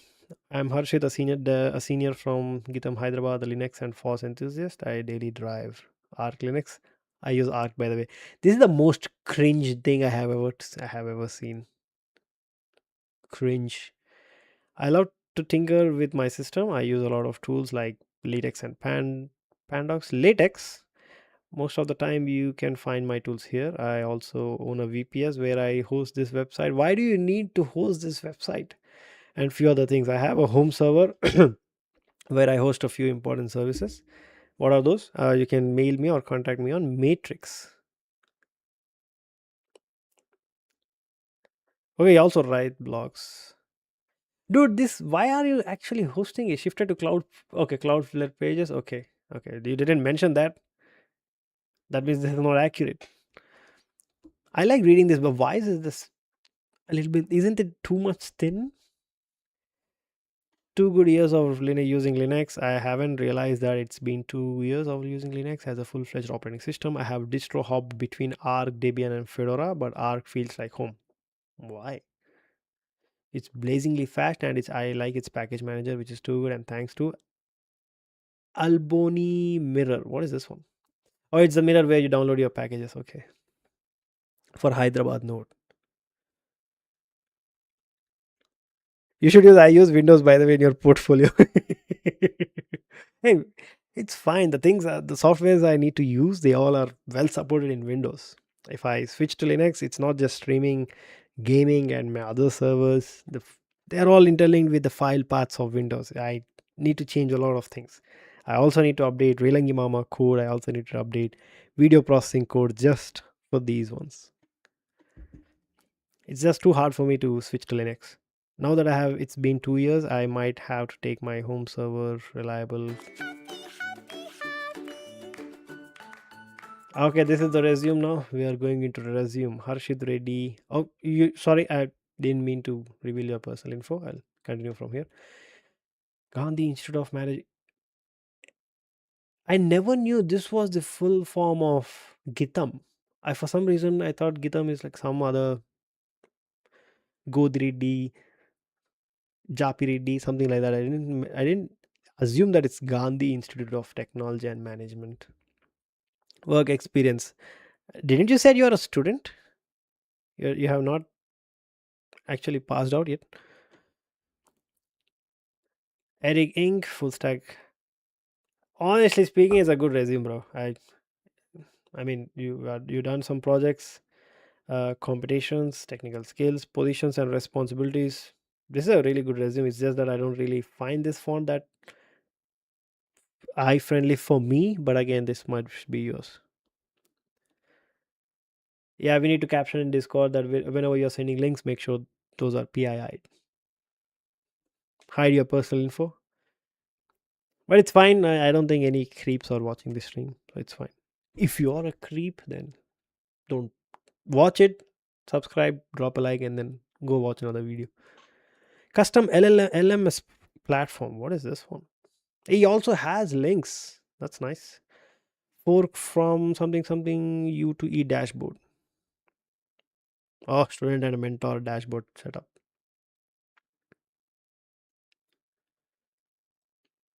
Competitions, GitHub Smart India Hackathon. Oh, you have participated in hackathons, man. I never participated in even one hackathon. Gokan Club. Honestly, resume looks nice. I don't really have any complaints.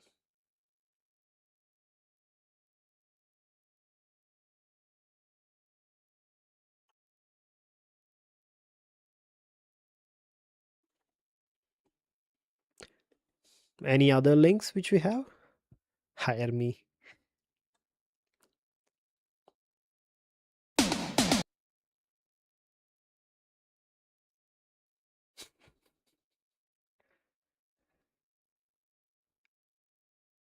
Oh, let me turn on the AI editor.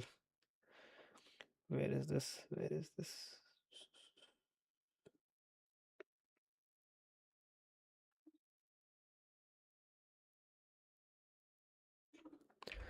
UV. No, it's VENV. This is the thing I hated it. I have to turn on all the servers, and then maybe I need to try using process compose.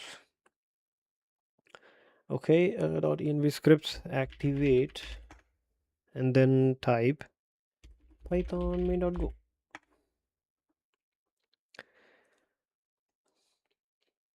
Yeah, open Hacker News. Yeah, I remember that one. Hacker News. That's a good site. Hacker News. Right here. We are talking about Docker containers, and someone is actually mentioning a decade of Docker containers.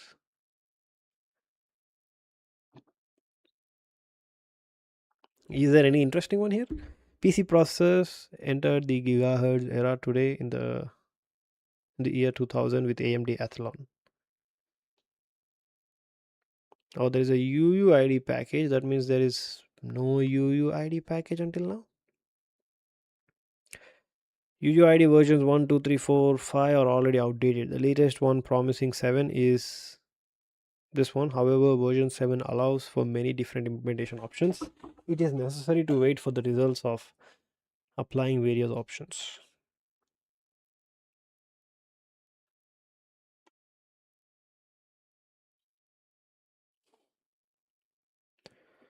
Hey, someone new joined the stream. By 2025, MCA graduate हूँ अभी job नहीं हुआ. Dude, jobs are tough these days, man. Just go buy some cows or animals and raise them in a farm. I think that's the only thing which is not affected by AI.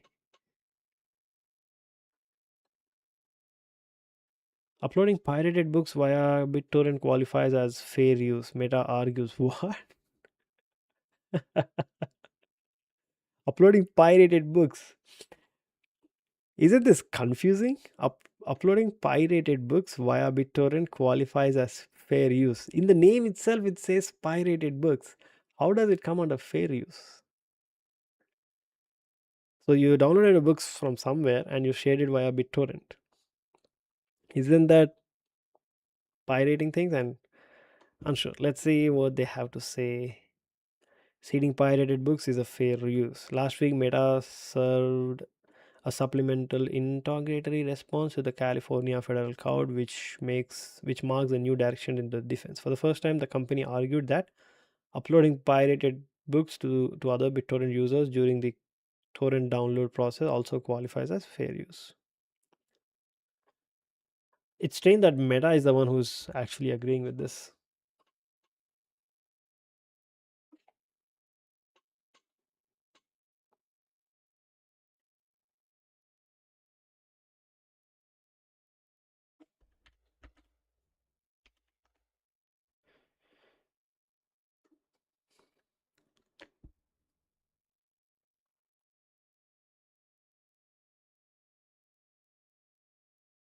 Working and communicating with Japanese engineers.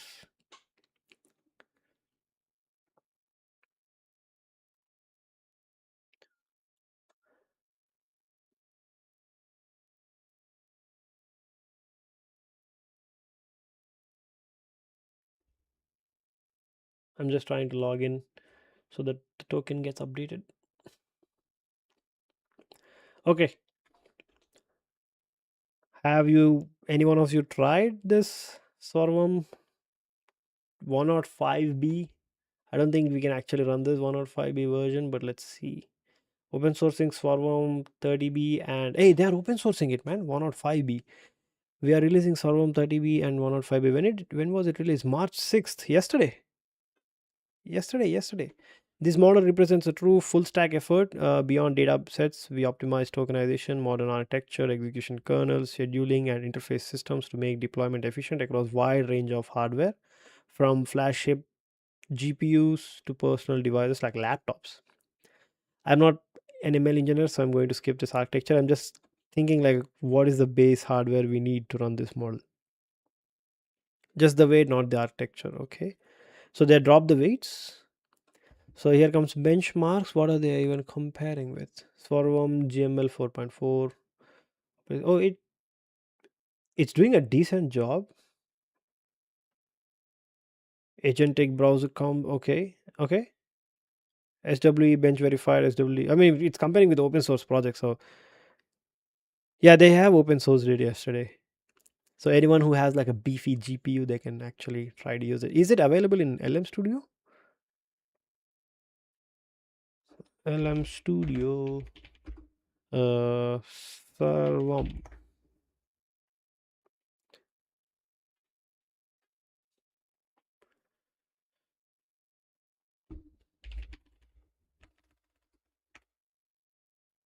I'm trying to see if I can find that model in LM Studio. Swarm. Cannot. There are a bunch of different ones. I don't know which one is the original and which one is a knockoff. Is this one?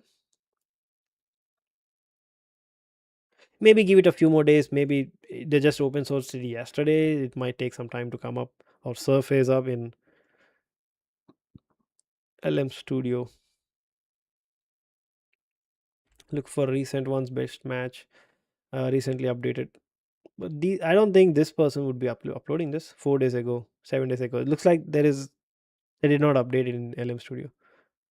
Yep, 1 day old. There is nothing which is 1 day old. Hey, Apku, welcome to the stream. Hello. I saw your message. I saw your message. Welcome to the stream, man. Interesting take, isn't it, guys?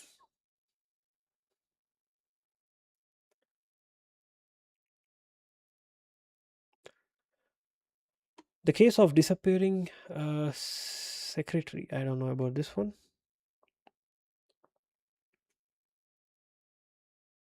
Tech employment is now significantly worse than 2008 and or 2020 recessions.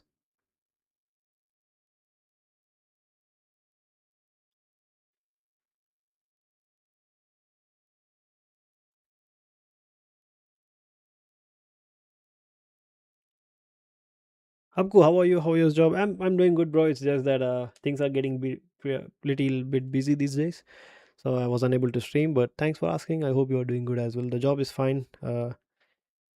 I'm just trying to move off. I mean, I still want to do some live streams, but I don't know what to do. I'm not really having enough energy to program for 8 hours and then again program after like for 2 hours in the streams. I'm just trying to have some fun thing I can do on live streams, which also grows community. So that's what I'm trying to do.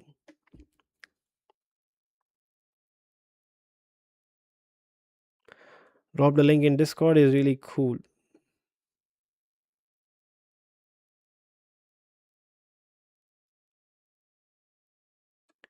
What does he do? Riley Walls. I don't know about this person. He's an American software engineer and an internet artist. He's known for Image, a website that surfaces forgotten early iPhone, YouTube. What is this one? I have no idea about this.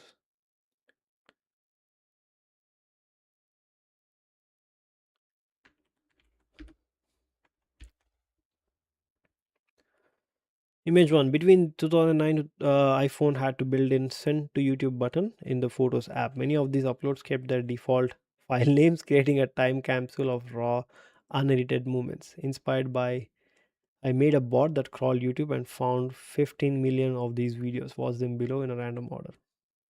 Am I seeing something or what? Oh, this is a timestamp then.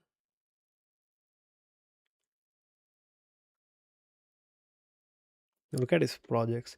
Oh, okay. This is what, okay, image 01. I put a mic on a street that Shazam's 24/7.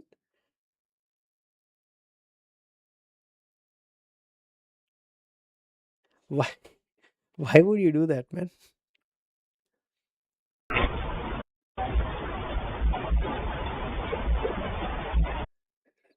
Shazam server would be like trying their best to bring up a music for that one.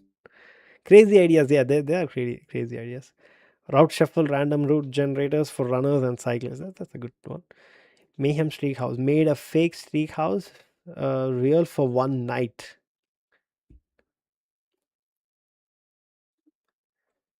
Created a fake candidate that for Congress that tweets that Twitter verified.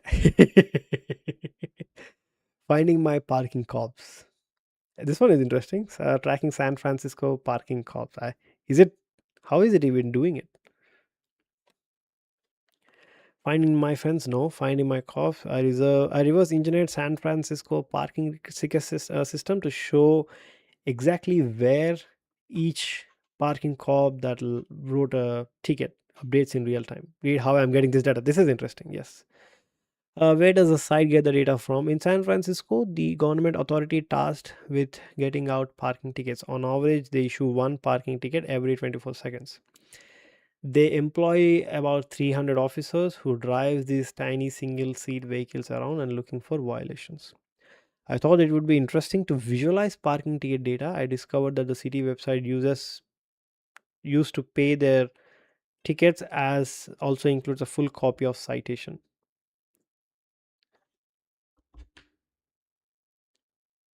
But how is he even getting this data? But you need to know the citation ID, which presumably you know only if you have a ticket in your hand. I don't have a car, but my roommate does, and he got a ticket recently. So he knows what the ID is and is just going to. This is good. I can see everything. I can make color, location, and the reason of the ticket, and license plate, and even the initial of the officer who wrote the ticket. I would really love to able to see every ticket, but I don't know the IDs of every ticket. But wait, these numbers look like they got sorted in an order. Current IDs are some around this one, and the task issued a couple of months around goes on here. I was looking at a task, this one. When I type one number higher, there is no ticket found. That makes sense. These definitely aren't close to a billion tickets issued. How are these IDs generated? There must be some logic to it. After digging for a while, I'm pretty sure I know the how. It seems each possible ticket number follows a pattern. Add 11.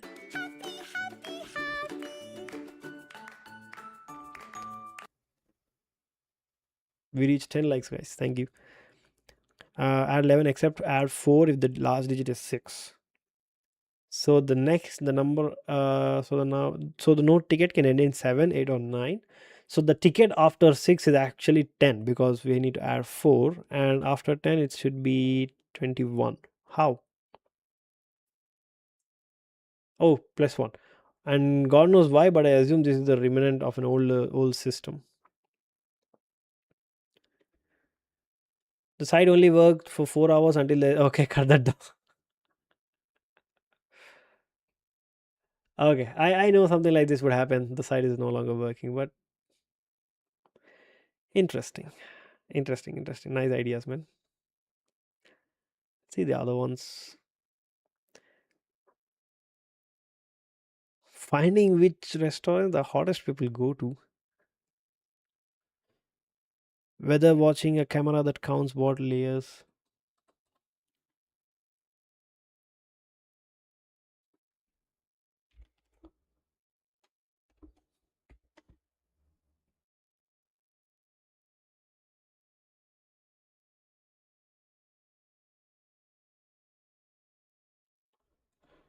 Oh, I totally forgot.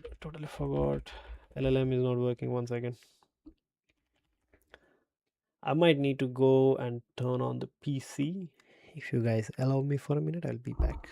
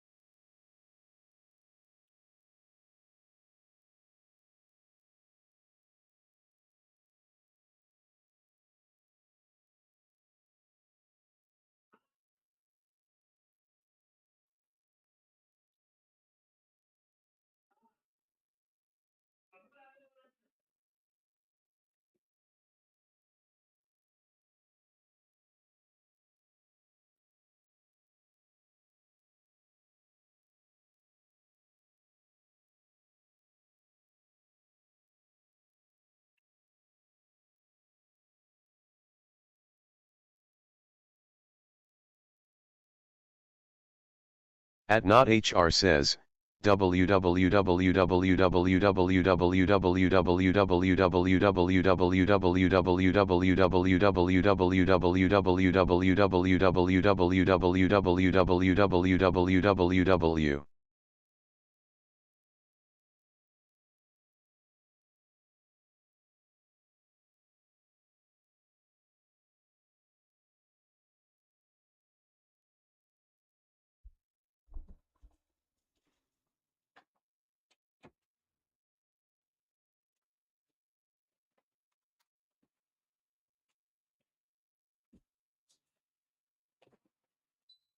At not HR says, GD the Robo 67.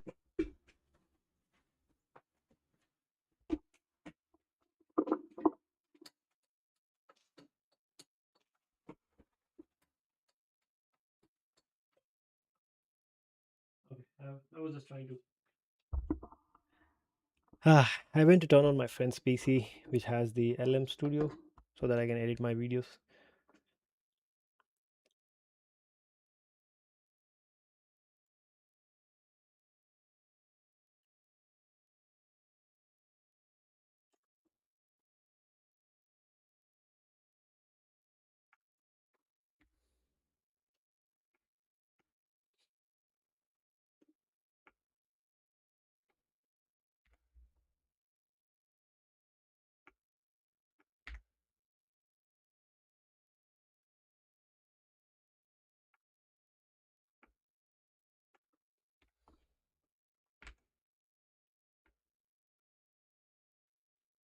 It's still not turning on, but it's okay. I'll deal with that later.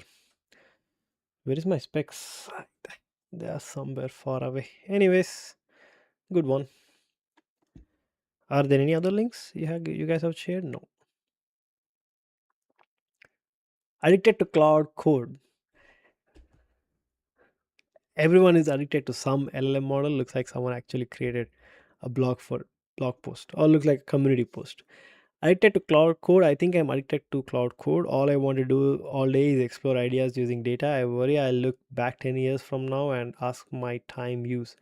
I ended up making a lot of good charts. That's it. I feel if you feel similar, how are you setting boundaries? I know dozens of people who are in the similar state right now, following the November 2025 most moment when Cloud Core or Codex really good.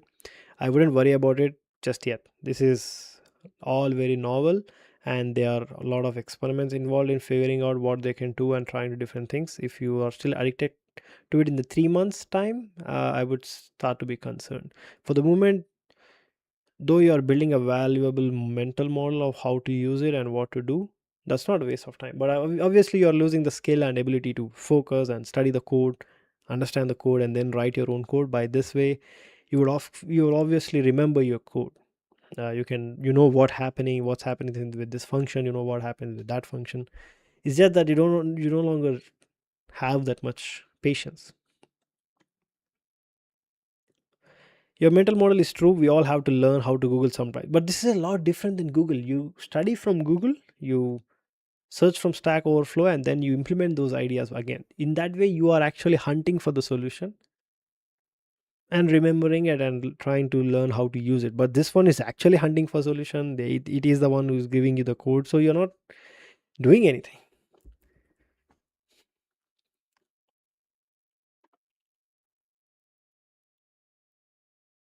Without it, you'll likely would be in the same place, but just slower. I have another link. Let's see, dude. Why would you paste my own? I hate you, man. It's not framed exactly the same way, but I think the article is relevant. AI fatigue is real. AI fatigue, this is the one. AI fatigue is real and nobody talking about it.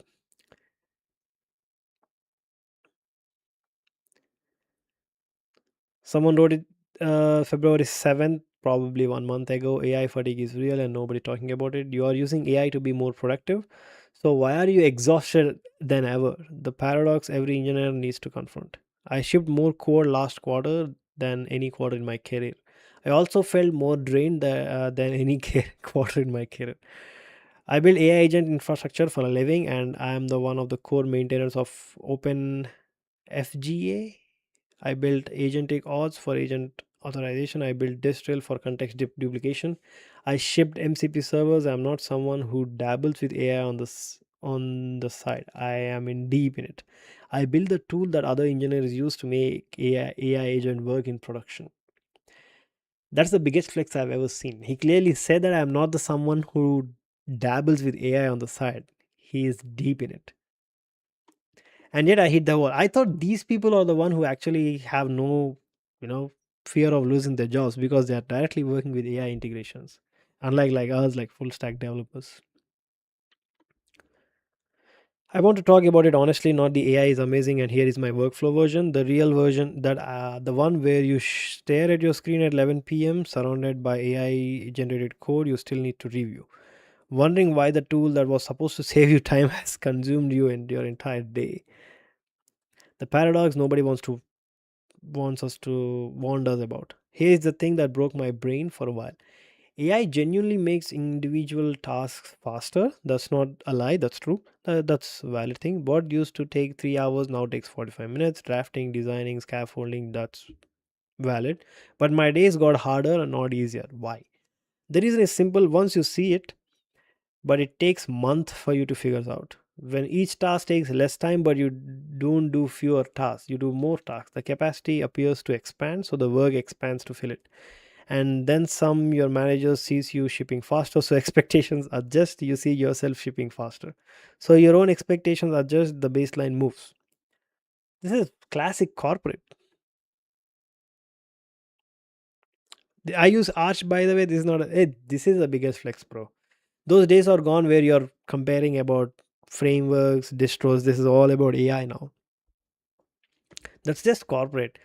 They want AI to be integrated so that you guys can do more work in the same time. They are not using AI to ease off your work. It's just that, okay, use AI and do more work. That's what corporate wants. So this is a perfect picture. AI shipping the code and the person is now actually reviewing the code.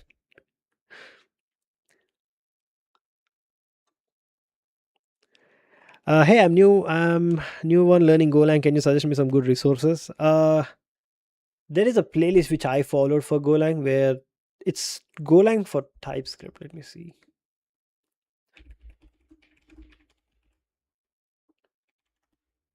Or for Python, there is something.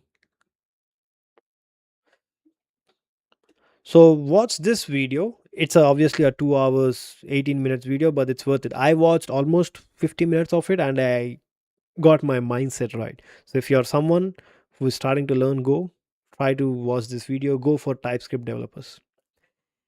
Don't go for like the number of views. Obviously it has less views because it's a longer video. People don't really have that much patience anymore, but try it. It's Oh, he's asking for a book. I don't read books anymore, bro. I don't think I ever read a book. So it's a good one. I'll share the link for you if you want. But make sure you know TypeScript before. If you don't know TypeScript, then obviously this would not be a good one. But I expect most people would know TypeScript these days.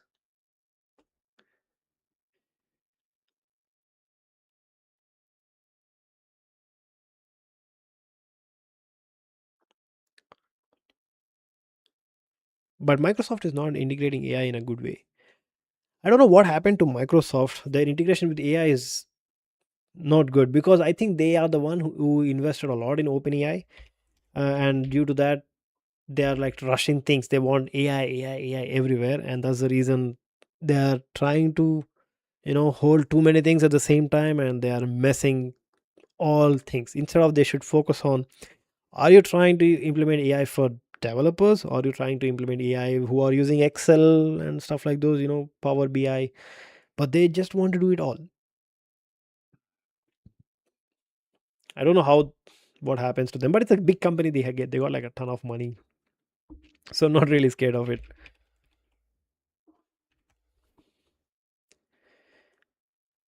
So it looks like this. They got like Microsoft 365 Copilot Studio, AI, Azure.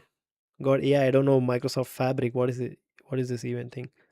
It's an analysis platform that embeds AI, and we got operating systems AI now. So they just don't want AI in everything at this point.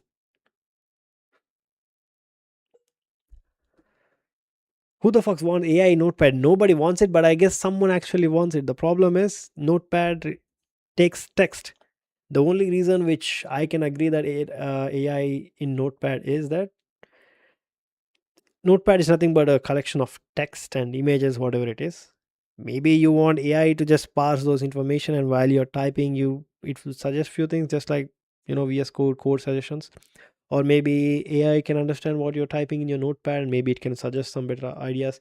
I understand where they are coming from. It's just that the people who are working in Microsoft, they have to, maybe they got a target that, hey, we need to use AI. What are your ideas? And they might be coming with this new one. It's just whatever the higher ups wants it, they try their best to provide those. Thanks, man. I'm learning for building scalable backend. Some good roadmap to be good backend engineer. I have done TypeScript and backend in Node.js. Sorry for my English, man. Oh, why am I sorry for your English? As if my English is that evident. So what are you trying to do? You're trying to build a scalable backend. I don't think you can build scalable backend in self-hosting things. You need to either go with Azure or AWS to actually learn production, like how the world uses it. So scalable is not the programming language, it's the architecture behind your server. It's when you're trying to build a scalable backend, it doesn't matter if you use Python or Node or Go. It's what the hardware or what is the platform which is running that server is actually matters. So you need to talk about tools such as Docker, Kubernetes, load balancing, database management, clustered databases, horizontal scaling, vertical scaling. You need to study those instead of thinking about TypeScript or Node.js or Golang. Yes, language does help you with some edge, but I hope you understand what I'm trying to say. Welcome to the stream, Cyber. Hey, did that NTR Samba work? I didn't see it. The Allu Arjun angry. You need to type GIF, bro. Are you enjoying those GIFs, one?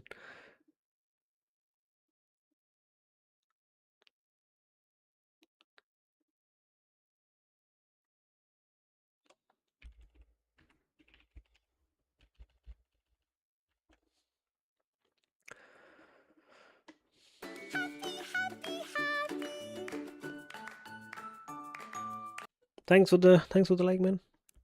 Cyber. I remember the name Cyber.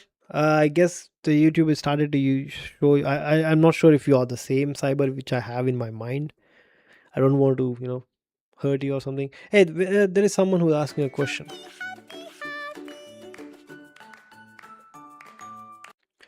Who is this Vinay? Oh, you are the one who suggested Comet. Then, right, you're the one. Welcome to the stream, Cyber. Who is this Vinay MS? Is he an old viewer or a new viewer? I didn't see Relange Mama welcoming him for some reason. Maybe he missed your messages, I guess. Okay, anyway, Vinay, welcome to the stream. I'm a JavaScript developer who works on React and React Native Node.js. Now I'm thinking about learning Java and learn GenAI. What? Java and GenAI are completely different things. So if you're trying to learn like Java and GenAI, GenAI is completely different, bro. I never done any AI ML myself, so I wouldn't really waste your time trying to blob whatever come up with in my mind. But if you're trying to learn Gen AI, that's a different story. You need to learn like Python. Node is also helpful. You need to learn data sets. Like I said, I'm not really sure what happens in that direction. But if you're trying to learn Java, then there are proven YouTube playlists, a ton of them. Java really scales in like backend. There are not many people still using Java anyway, so don't worry about it. There are like hardly 5 to 10 frameworks which you need to study, and that's it. A roadmap, bro, to be a good backend engineer. If someone's starting from something like from zero to hero, please. It's fine, bro. Don't worry. Binge movie. It's fine. Don't worry. What are you exactly into? Like your company, your exact position. I'm a full stack dev. That's my intro. I work for an insurance company. What is my exact position? Software engineer. And we deal with a bunch of things. The framework is simple: Angular, Python backend, AWS provider, and then what else? MongoDB. That's one project, and the other one is Java, .NET UI, but we never touch .NET UI, and Oracle. So what we do? There are a lot of things we do. We synchronize these two applications. We build. We deal with PDFs. We have a UI where we call it letter templates, where we let adjusters design a template, and we let other person use this template to like, can you provide me free insurance, sir? I don't even have insurance, bro. So something like those. We have our own product based web platform where it does a lot of different things. It's a well matured application idea wise, where adjusters don't really have to rely on different tools. It's just one thing which does everything for them. Claims management, resource management, sending emails. Those are called as letters templates, where you send like a pre-populated text with some input fields. That's the one I'm currently working on anyways. And we have sapling AI, we have roots AI, we have what do you call it, there are other AI services we use. We just integrated them within our database. We have like global search, cool stuff. And the toughest job of this, which gives us a lot of headache, is trying to synchronize an SQL database with a NoSQL database. It's just too complicated. One app tries to add a reserve and we need to synchronize that with another app. So if you have one reserve here, then the other application should also show that reserve. It's just too complicated. Obviously the database rules comes in between. Oh, roadmap, you forgot my question. I read your question. I thought it's simpler to answer this one, but it took some time. So yeah, roadmap. So let's start with basics. Do you know database? I mean, there are segments which you need to learn. So the first step is, as a backend engineer, authentication, database management, environment management, deployment, CI/CD. What else? Logging. That's important. And then comes scaling. I wouldn't really worry about scaling unless you know all the other stuff. And then comes integration. Every backend tool integrates with some other tool, some other API. So then that's the first thing. Then load balancers, API, rate limiting. There are certain things you need to learn if you want. Let's see. I'll just copy paste your message and give it to ChatGPT, and I'll clean that response to you. Okay, programming fundamentals. I don't think I have to mention all these things. You need to know a programming language, some other language, doesn't matter which one it is. Core concept, I'm skipping this one as well. This is just programming. And there comes networking. Yep, load balancing and authentication, basically connection pooling and web backend fundamentals, REST API, authentication. This authentication covers sessions and cookies and rate limiting. You don't have to worry about that. So I would suggest pick Node.js if you're comfortable with it. What languages do you know? Just tell me, what languages do you know? Do you know Python? Do you know Java? Do you know JavaScript? Do you know Golang? Which language are you comfortable in?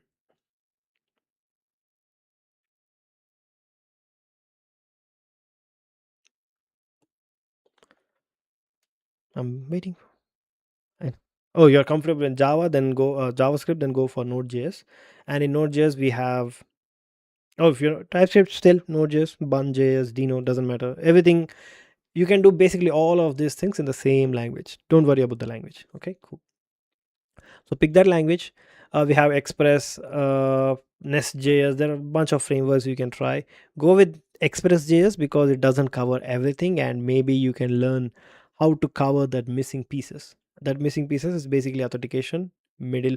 Why does middleware and authentication split into different things? They all come under the same thing. So you have the backend. You have your backend now.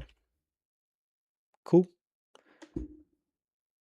15 kilobytes club. So you have your backend. This is your backend. So how are you going to access this? That's called authentication. And then comes once you have it, you don't want your backend to be allowed for like everyone, then that is called like public access. That's a different story, but that's like easy to build. But if you want a secure way, then you need to talk about this. In authentication, you have JWT, you have sessions. This is the mouse I use, so it's really difficult to draw with this one, but I hope you understand. So that covers this one. Rate limiting is basically protection behind DDoS and something like that. So these are the even this is also suggesting Express. Don't look at these two. Just go with Express. Basic projects, yeah, URL shortening, authentication system, blog API, and chat backend. Databases. You can either pick SQL or NoSQL. I would suggest to practice both. It's easier to start with NoSQL. If you don't know what you're doing, if you don't have a structured data yet, then go with NoSQL. But if you have an idea that this is the columns I have to pick, this is the data I have to store, if you have a predefined pattern, then just go with SQL. And then comes Linux and DevOps basics. I could skip this for now. we can skip this and go with the other ones. Yeah, let's do this one now. RabbitQ and Kafka, because these are important in big projects like production grade. They used it to ease off some load in the backend.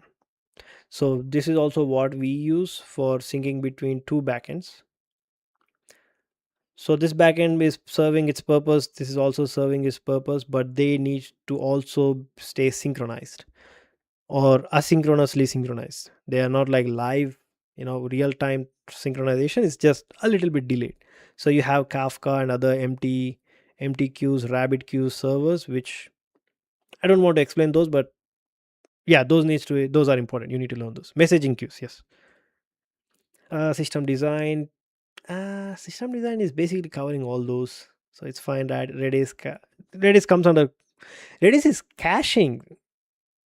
Redis is not queue system, it's caching. The moment I said databases, he would also know about those things.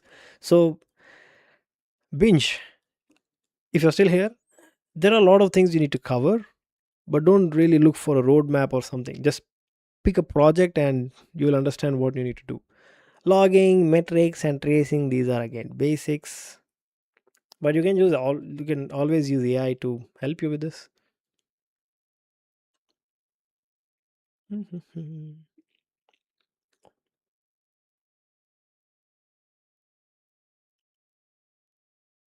Cool. What are you actually looking for? What are you actually looking for? Let me drink some water.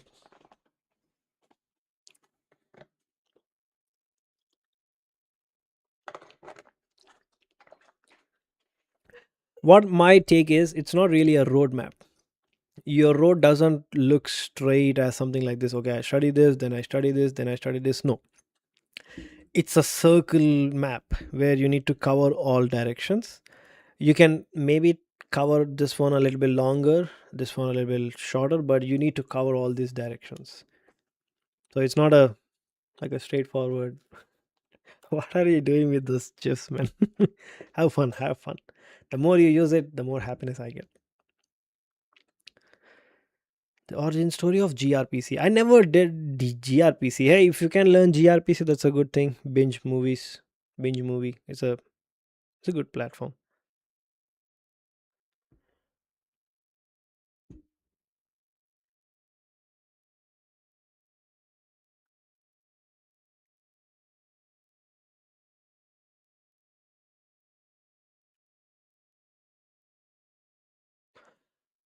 Trump gets data center companies to pledge to pay for power generations.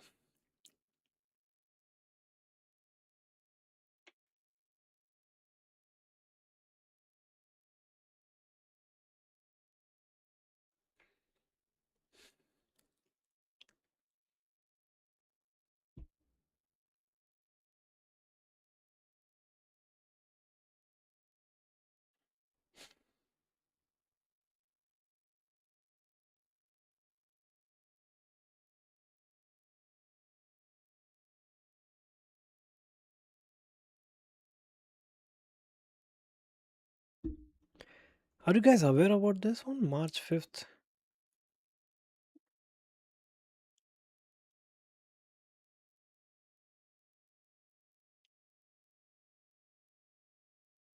I don't know about that one, bro.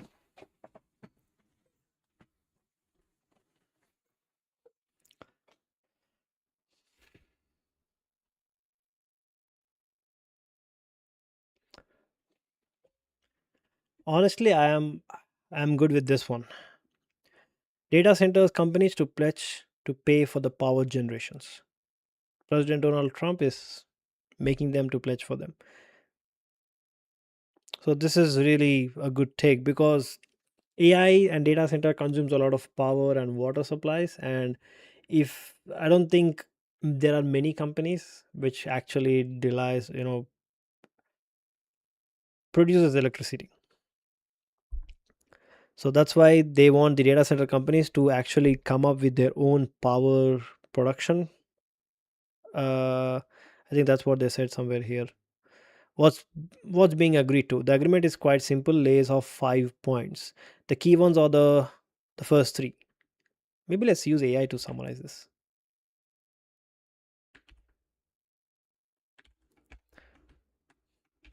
Summarize this into the summarize this, and what are the 5 points? It's a drawing. That's not what I copied, you idiot.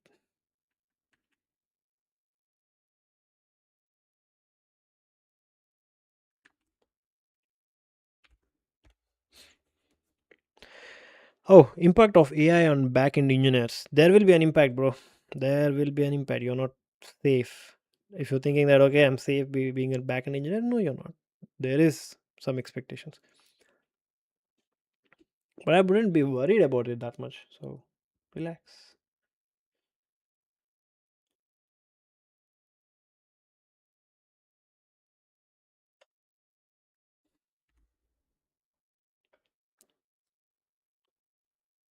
Upgrade, bro. Useful. Okay. This is actually a very important point because people who are living in this country, at least for now, their electricity bills were raised because of the consumption got increased because of like these AI data centers. So this one is needed because producing electricity is not that easy, and you don't want the community to bear for the data centers electricity consumption. It's not a right thing to do. It's not fair in my opinion as well. So the Trump administration introduced the rate payer protection pledge, where major tech companies agreed to pay for the electricity generation and transmission infrastructure need for a new data centers. Companies that signed include Amazon, Google, Meta, Microsoft. These are basically all the AI companies which actually are there. So the 5 points: companies will pay for new power generation. That's a really good one. Company will pay for grid connections. Cost should not fall on regular customers. This is the best one. Centers may share backup generators. That's fine. Local hiring and workforce training. Why article is skeptical? The authorities highlight several major problems. No enforcement. Pledge is voluntary. If companies ignores it, the only penalty is bad publicity. Then basically all these things is of no use.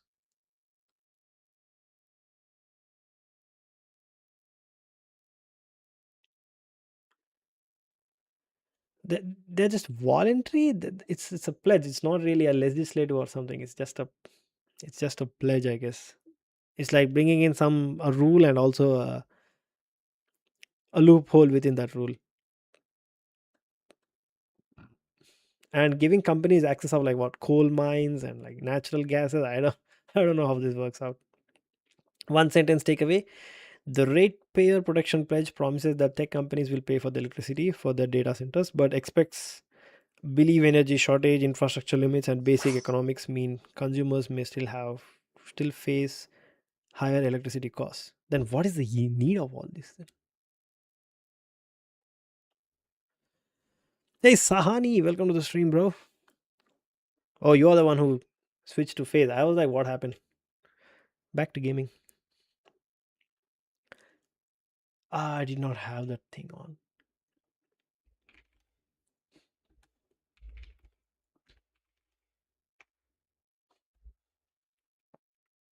Welcome to the stream, Sahani.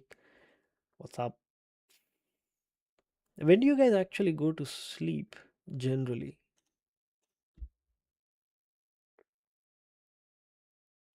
What is that one? No, it's fine, bro. It's fine.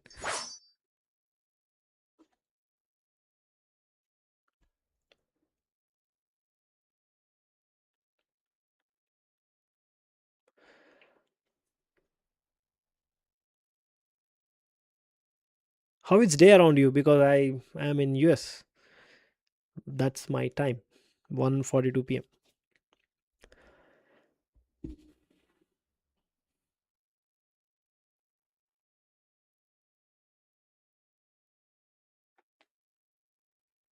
Oh, usually you sleep at like 10. Hey, Harish, welcome to the stream, man. How are you? Guys, I'm trying to do something different.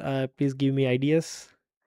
I I would still code in live streams, but on weekends or something like that. I want to explore new stuff, drop some opinions, react to some videos or resumes or links or portfolios, so that I can also have some fun. Goners. Hmm.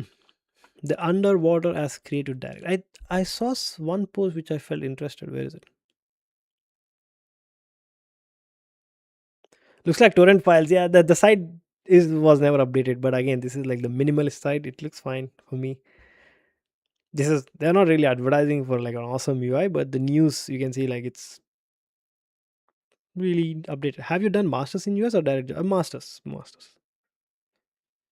Best AI prompt, share files and folders on your domain or subdomain. I built a daily game that tests you if you can tell 1990 apart from 2005. 6 years or 5 years.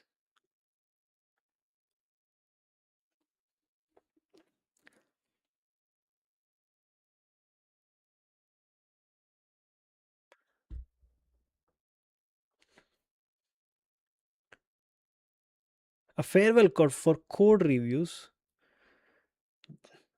They're still reviewing code. I don't think that's gone.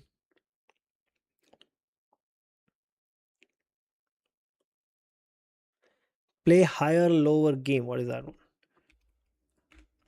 Higher lower game. The higher level game, what gets Google more? The frustrated addictive game of higher and lower uses Google searches. The data is based on global monthly searches in 2017. Do you feel Iran is losing or what? I would bet that it's losing. I don't think. I mean, no one is actually coming out to support it openly. So on the other side, they're like two powerful nations along with the United States. So I don't. Yeah, 90% it's the other side is going to win. I don't think Iran has any chance. They have a lot of military power and stuff like that,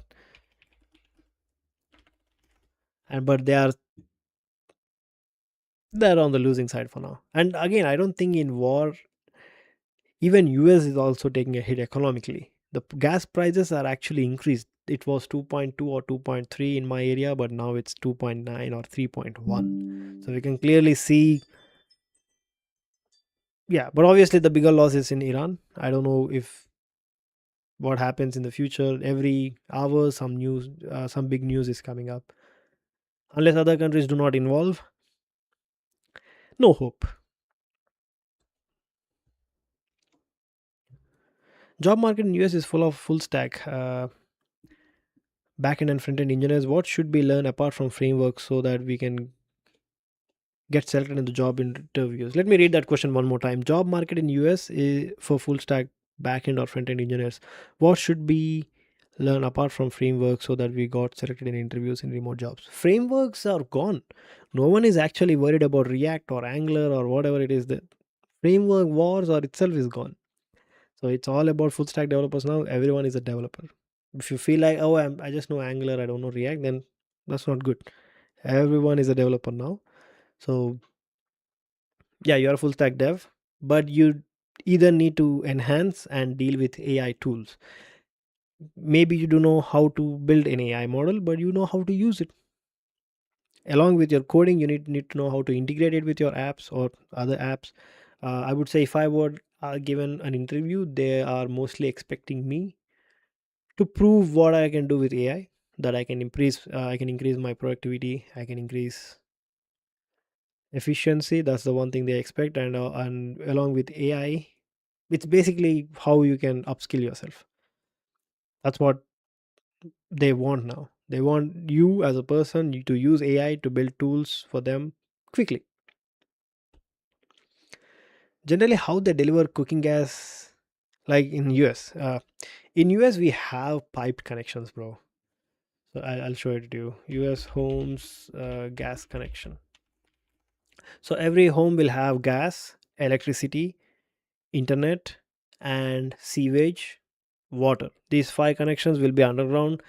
These will be connected after the foundation was laid off by the contractors who built this house. They just connect it and they go.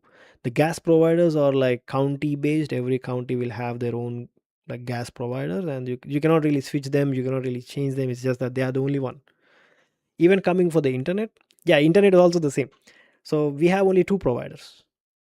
We have Xfinity and T-Mobile.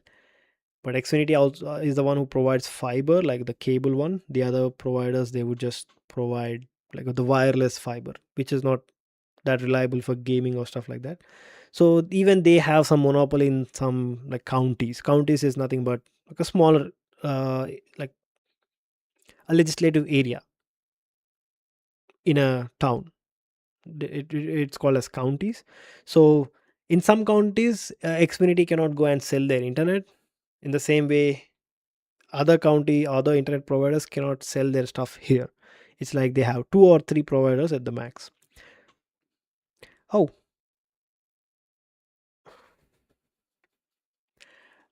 so that's how the gas connections are, and we are using one gas connection, and it's basically that's the only option we have.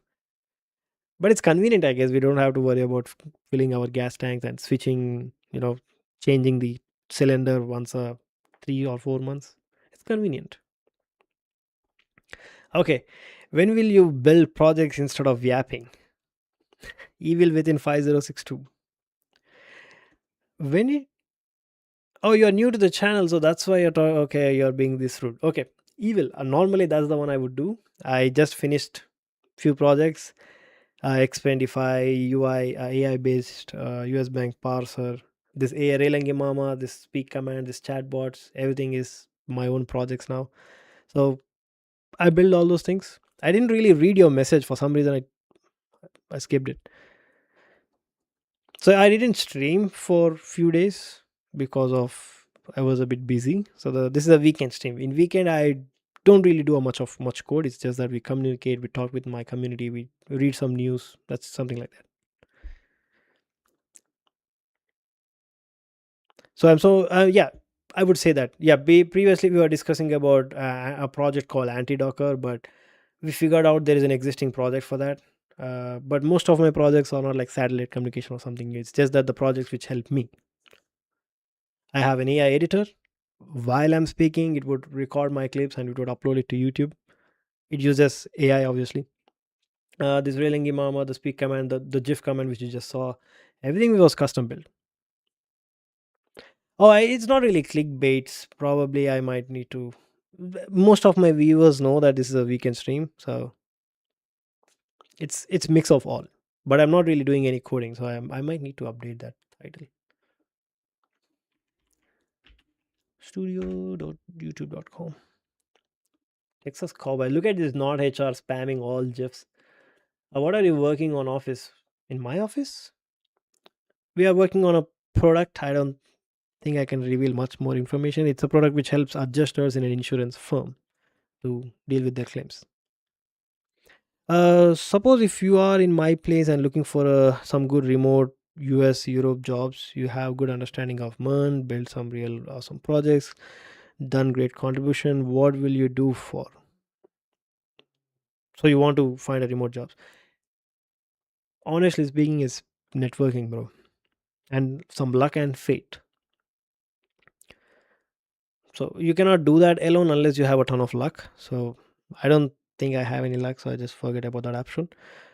Try to find some people who are there are some organizations or group of people who have networks in the foreign countries, and they are the one who pick up the project and give it to people in India. Try to find those groups, join them, work with them, and learn how they are actually fetching for the jobs, and maybe you can do the same for you. The days were gone like cold emailing, direct calling, those are gone.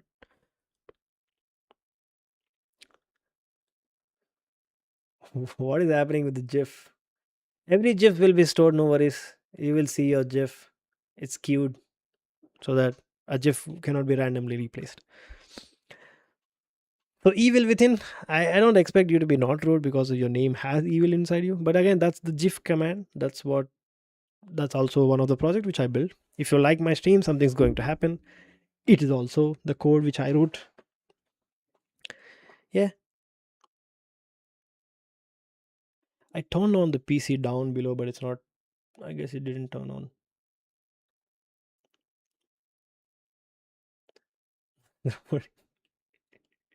What are you guys doing?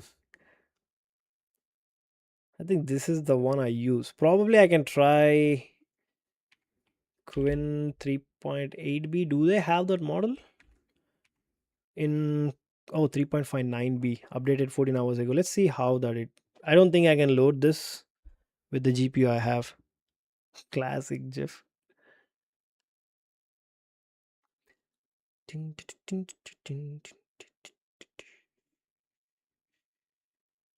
Oh, it's actually uploading the shots. When was it uploaded to?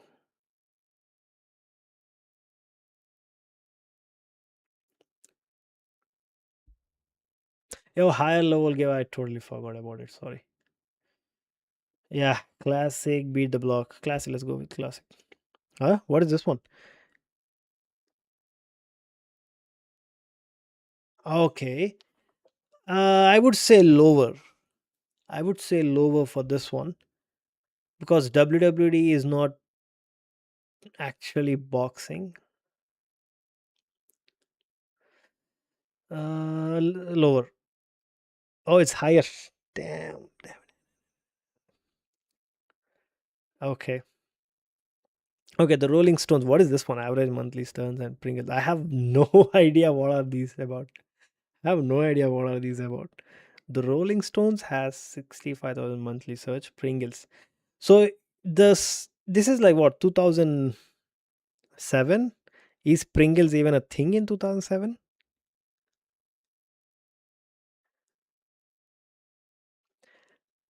Oh, it's 2017. I thought it's 2007.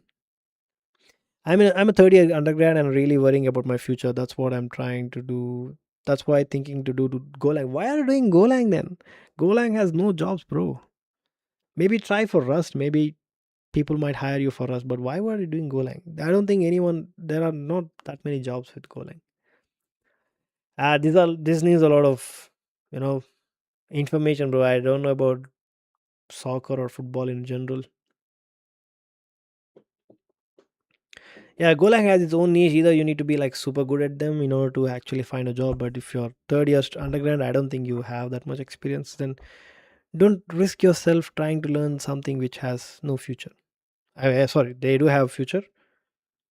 Yeah, so yeah, better go with AI or something like that instead of trying to come with full stack or merge stack. Or Web 3.0 is also a promising one.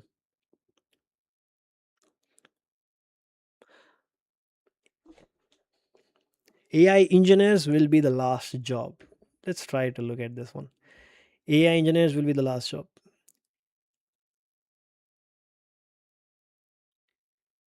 If you're new to the latest space, you might not aware of our Discord. Okay, forget about Discord. Between all the discussions about AI layoff and how most of coding and including software engineer bench verified and is all some are confused by Citadel response to Citric research.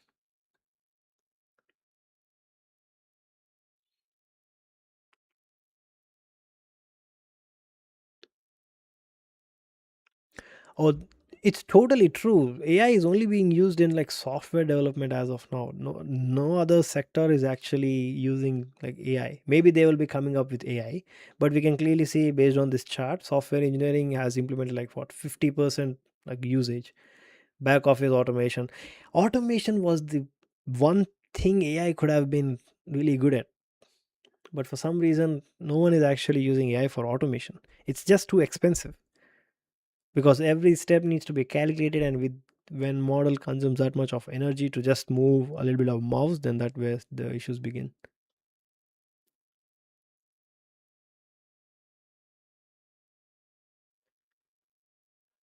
What is legal? I mean, legal will be there probably some a little bit. E-commerce operations, education and tutoring, document and presentation creation. The problem with this chart is provided by Anthropic, and I don't think most people are even aware about Claude that it can be used other than coding. Maybe something like this, if it could be released from ChatGPT, I'm sure the chart would look a little bit different.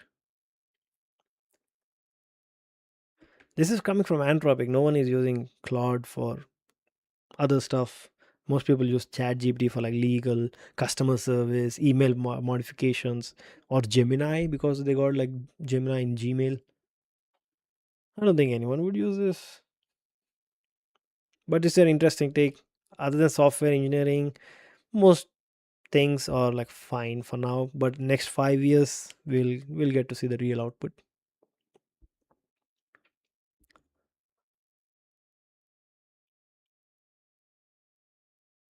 Yeah, ChatGPT usage would be much better than Anthropic. People use even programmers use ChatGPT. My mom uses ChatGPT. Other people also use ChatGPT. There was a person who tried to fix my lawn, and he's also aware of ChatGPT. He took some photos of my lawn and posted it into ChatGPT and see what that video is. But I'm sure no one would actually use that much of Claude at all. And I'm sure Claude is not even used in the browser anymore. Either you buy the subscription and use it in the cursor or some other IDE, but you still use it for writing code. Do you actually use it for resume modifications? Out of 100, probably 10. So ChatGPT wins in that graph. Like, yeah, diverse, obviously ChatGPT.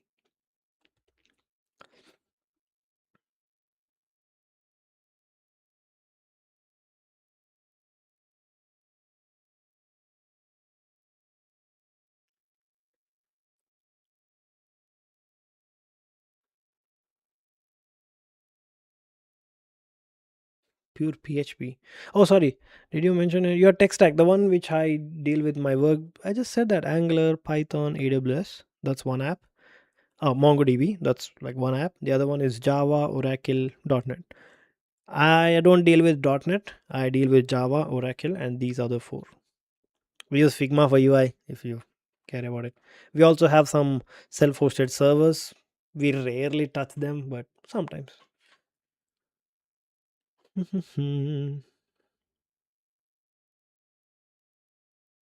Are you guys aware of this post that WD, the hardware, or you call it the hard disk management manufacturers or SSDs?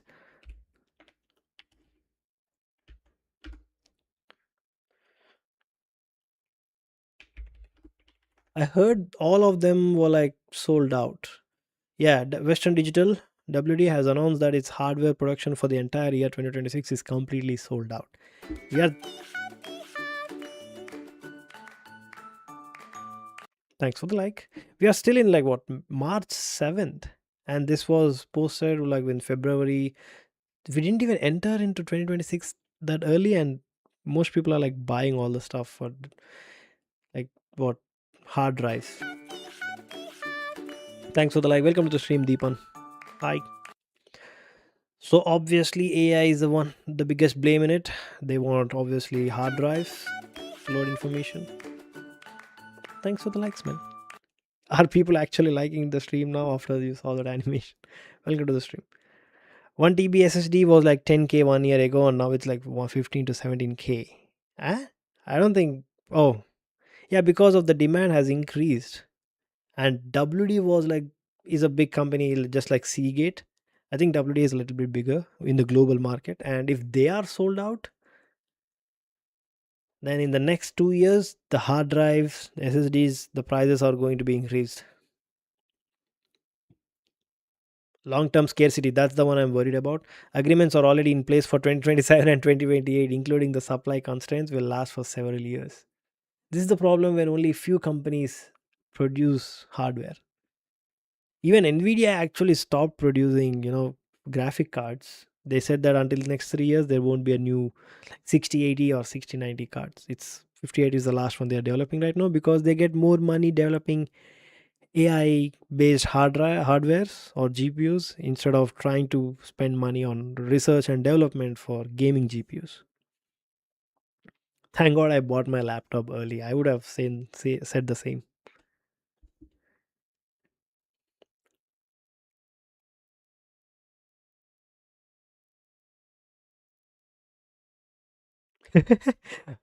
This is a good one. How data centers become a casualty of war. Because no one would expect that Kuwait or like these big countries would be, inside wars. How can I close this stupid thing? Bloomsburg. I hate these such websites. You posted a link, but you did not want me to like read it. I hate you. Yeah, man. Poor. I wouldn't say poor AWS at all. That's not. That's not even true.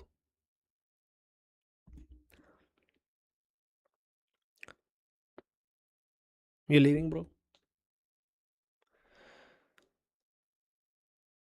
Teach something new, bro. Bro, I'm not a teacher. I'm not streaming because I'm teaching something. I don't think anyone like not HR, Deepan, Manish, Hari, they're not watching my streams to learn something. Evil. I would not feel comfortable revealing that information. Evil. But I work at an insurance firm. It's a remote job. How many of you use Android and has like third party apps installed into them? We are here for the vibe. If you really wanted to watch some streams and learn something, maybe you can watch my Monday to Fridays, but weekends is mostly about like chilling and reading news. There is some code I definitely want to change. This where I post these shorts. They are currently being posted at the same time. I was thinking to write a logic where it posts some at random times instead of trying to post them all at a same given time. I do have the code previously. It's just that it's a bit inconsistent. Are you in the States or in India right now? In US, in US, in US, in US. You can see my time. It's 2 p.m. Oh, you're planning to switch from Lineage OS. But my main concern in switching trying this new OS is the bank apps would not work. Some apps which there are a lot of apps currently which we use that involves location services and like Taco Bell, Walmart, which I truly rely on, Uber. So these would not work. And other than these, I don't really use my phone for anything else. So that's why I just let it stay there. I do have another phone for playing games. So yeah, if it's not your then that's a different story. The only option we have is Android, and Google is messing with Android right now. They are like trying to remove the freedom of installing third-party apps.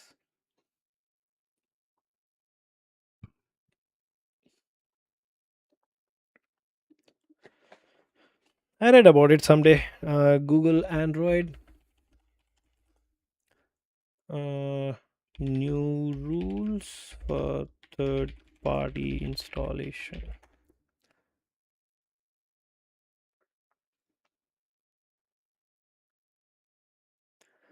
Google is tightening. Hey, thanks for the subscribe, Praveen Siddhana Godar. I'm going to call you Praveen. Thanks for the subscribe, bro. Thank you. Thank you.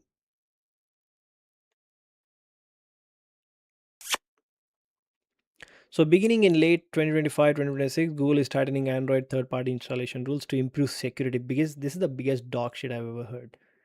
By requiring all developers to verify their identity, even the apps installed outside of the Play Store. While this, as noted in the Reddit post and 9 to 5 Google article, increases accountability, it also introduces a registered app store program for Streamline because there is no other, they don't allow any other app stores.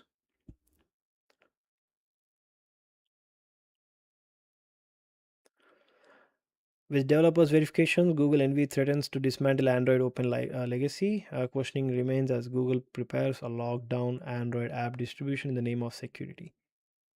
There are lot many scam apps in Play Store itself. Why do they not try to remove them instead of messing up with other developers? Is it known that how Google is implemented this? Seems like to me like it's the baked in the newest version of Android. It will come with an update in the Play Store and Google Play services for all the older devices.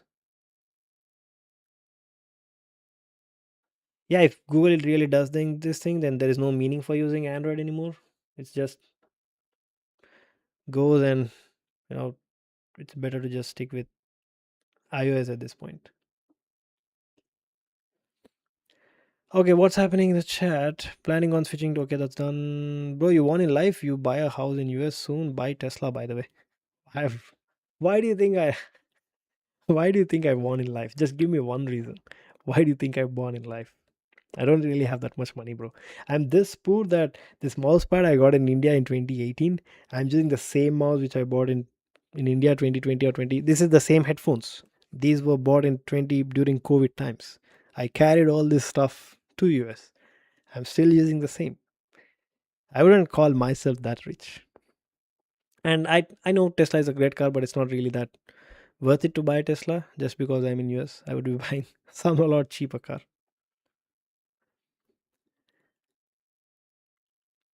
Every time you buy a new phone, it comes with a bunch of unnecessary Google apps, and every new PC comes with a bunch of trash Microsoft Edge. It's for example, unless you are using Linux or BSD, of course. There are a lot of repositories in GitHub which would just remove, you know, what do you call it? Remove the things which you don't want, the bloat. Even in Android, we can uninstall system installed applications. I forgot what tool it is which I normally use, but you can find it.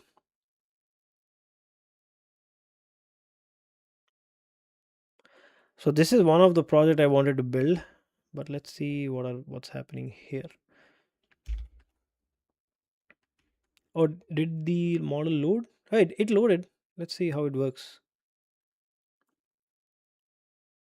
It's still loading. Okay, we are finally testing the Quinn 3.5. I'm still using like a cracked version of Microsoft 2019, the Word doc and everything, and it works fine. I don't have any other big use case in that. Hi. Okay. Okay, the user just said hi. That's a simple. Took 4 seconds for that. Okay, nice. I'll update my code to use that model instead. LM Studio model, it should be now using this one. Let me copy that. Oh, what happens actually? I didn't try to have a big context. Let's see. Can I load? Oh, it loaded with the max context. That's fine. So I'll replace this with this one. It's 8B before. Now it's, this is bad. This one. Okay. And let's see. This is the remote, and we have the local version also running.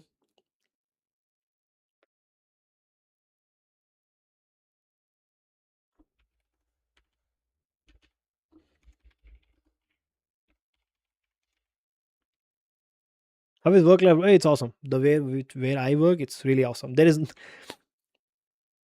we do not have any stand-ups.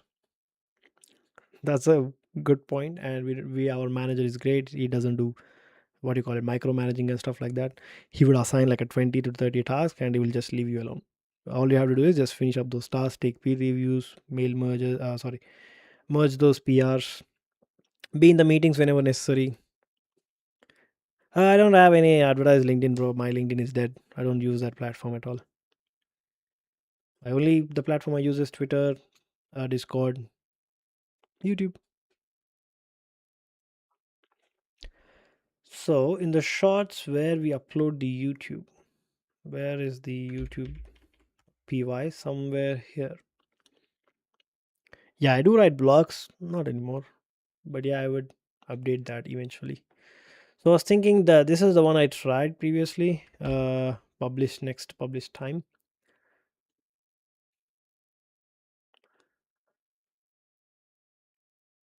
It takes a time and then publish it next publishable time.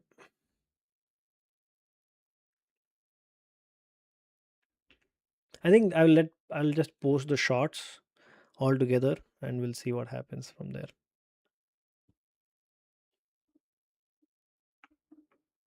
I'm trying to open a terminal and see if it can connect with my local LM Studio, which is running right now.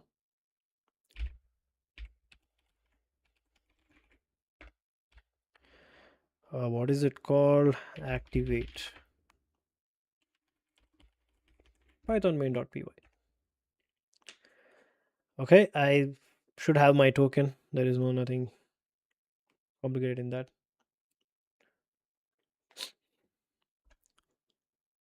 I'll keep that in my other screen and see how it works. So I was thinking, as we are producing a lot of short form content, so I was thinking to post it at a random time instead of posting it them all at the same time. But we need an algorithm in such a way that it needs track of when did I post it the last time and when should I post it now. So it's fine for now. Let it just post whatever we have.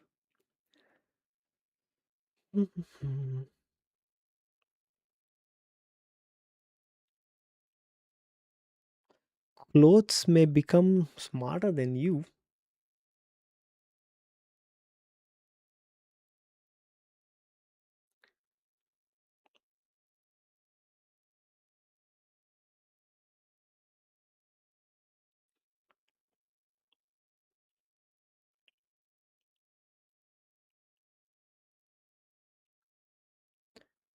Will Cloud Code ruin our team?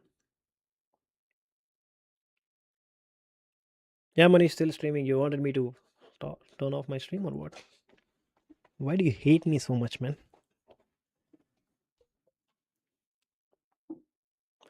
Okay, the transcribe is working. It's editing my short videos.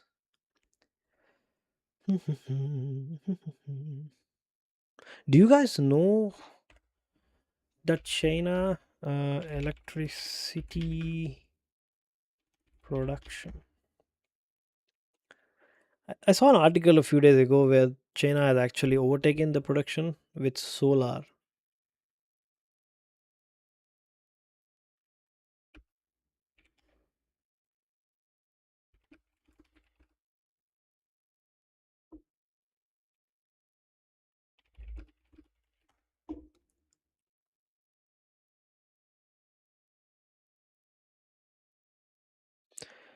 Bro, are you also getting affected by H1B rules for India's? Yeah, I'm. I will be affected, bro. How China adds more renewable energy than this? This is December 23rd.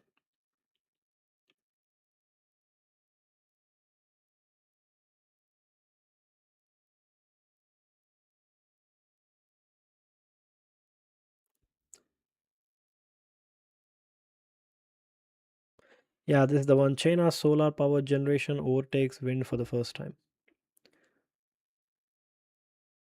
Yeah, right from here. How did they? Oh, within just 2 years, they have used a lot of solar infrastructure, I guess. But my question is, how many nuclear power reactors in China? How many do they have? They have like 58 to 60. What do you mean 58 to 60? They don't have a fixed number? They have 58 to 60 nuclear reactors throughout their country. How many does India have?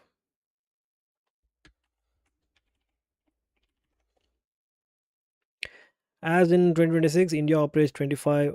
Oh, we have only 25 across 7 power plants. Wait, 7 power plants and 25 nuclear reactors. So China has almost double plus 10. There's a war going on for no reason. Yeah, it was just they wanted to escalate it so that it can end forever. But I don't think wars end forever. They just attack each other. Yeah, that's it.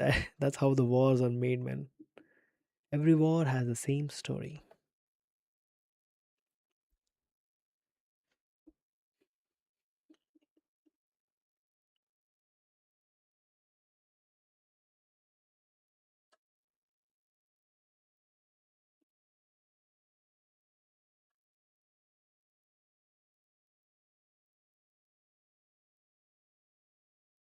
They're using a lot of solar.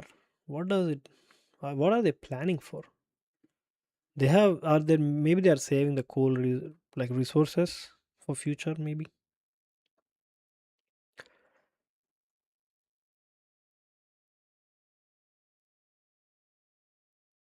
the politicians just wanted to point fingers and chill in their homes while young people are dying and poor world. Yeah, that's yeah. Thanks for joining, bro. Have fun.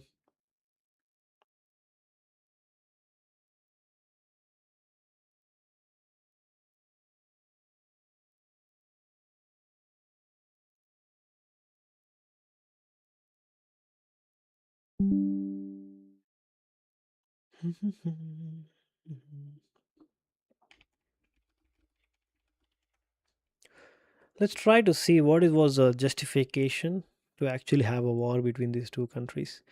Key driven for 2026 nuclear and military threat. US and Israel cited a need to destroy Iran's ballistic missile capabilities and prevent the country from developing nuclear weapons.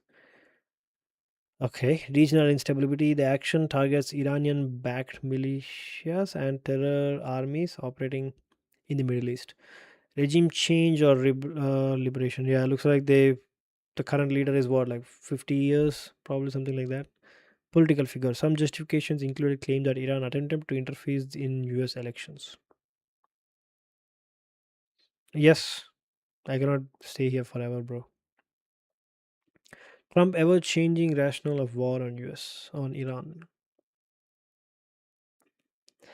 I mean, is it really needed at this point with this instability? I don't know, but the person who's sitting on the chair, this guy, he likes it.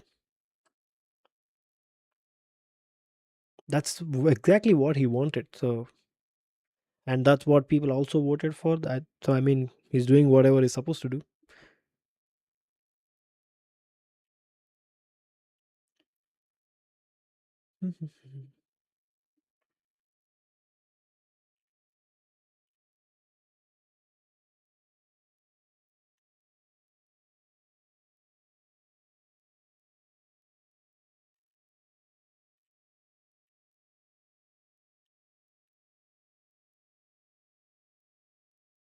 I saw in a video that Venezuela PM was kidnapped because he danced better than him. Dude, that's just bullshit. That's not true. Ah, you're talking about those AI videos? Let's not get too politically. That's true. That's true. That's true. I don't want to get into politics. But we can talk about regional stuff. We can talk about like electricity production, data centers.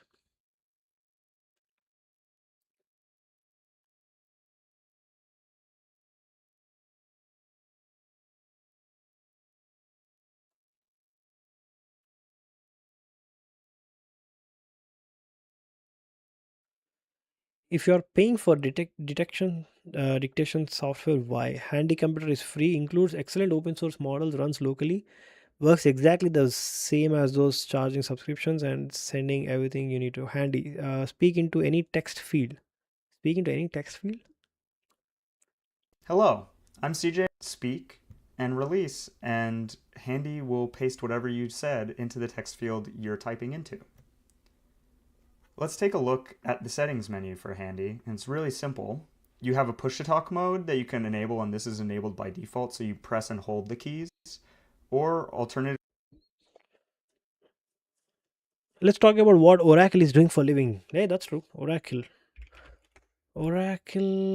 they have Java, they have cloud services. They are still hiring a lot. They aren't they the one who owns the Java trademark or something like that? Wait a minute. Oracle and OpenAI scraps plans for Texas data centers. Why? I hate Bloomsburg. They just want me to like claim the offer. No. OpenAI and Oracle drops Texas data center plans expansion. Okay. Why?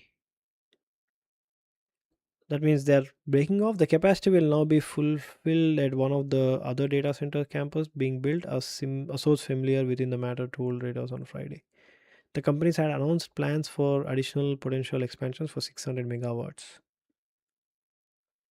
So instead of them trying to, what do you call it, together build a data center, they have their own plans now.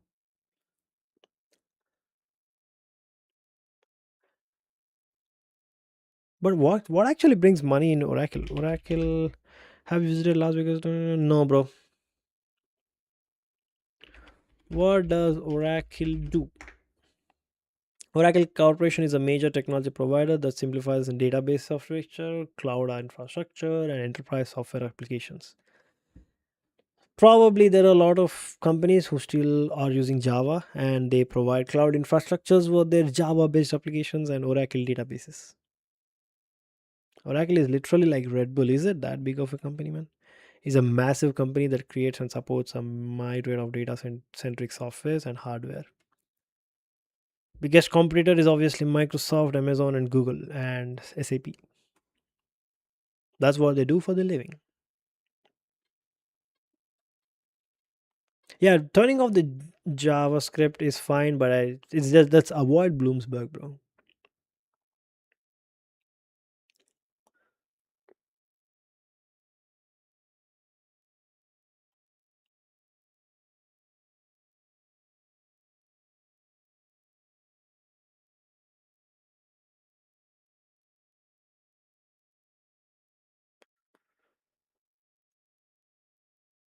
What, the browser crashed or no?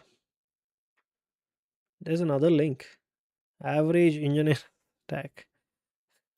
That is cloud item, I guess. This is Codex. Cursor, Comet browser. I don't really know what this icon is. I think it's called. I don't know what is called.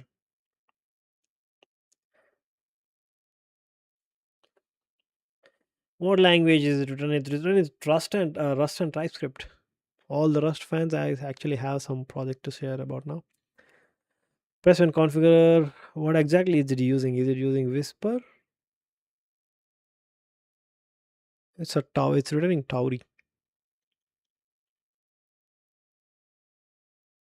Front-end Rust and TypeScript for React and TypeScript for Tailwind CLS. Backend Rust for system integration, audio processing, and machine learning interface. It's using Whisper transcription, RSCP optimized speech recognition with Parakit models, cross-platform audio input-output. Basically, we also have an alternate for like Windows. In Windows, I just open Notepad and I can just write.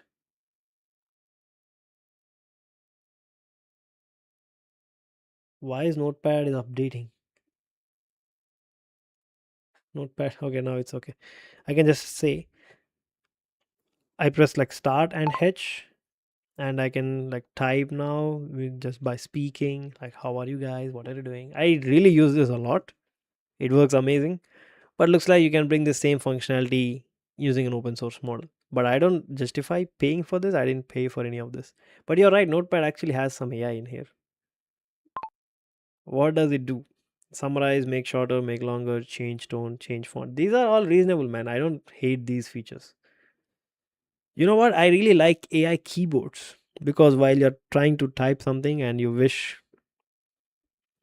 Java Spring Boot market, it's still there, but it's still there, but it's not as before. It's just that there is no Java Spring Boot jobs. You are a full stack dev. You need to know everything. That's how the market is right now. If you're trying to apply for a job, you would be seeing Java, you would also see AI, you would see Python, all of them in one job role. AI in Paint. Why would they do they have AI in Paint? MS Paint, MS Paint.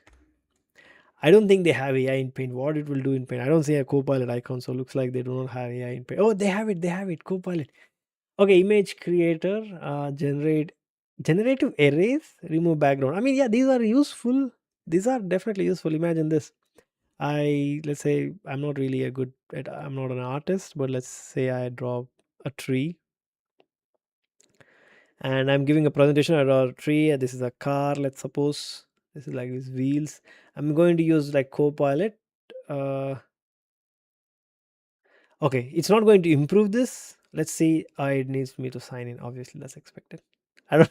I can't really sign in. I don't have a subscription or anything. But yeah, I can understand why it's used, but maybe shouldn't that be an option? Remove background. Is it that it just removed everything?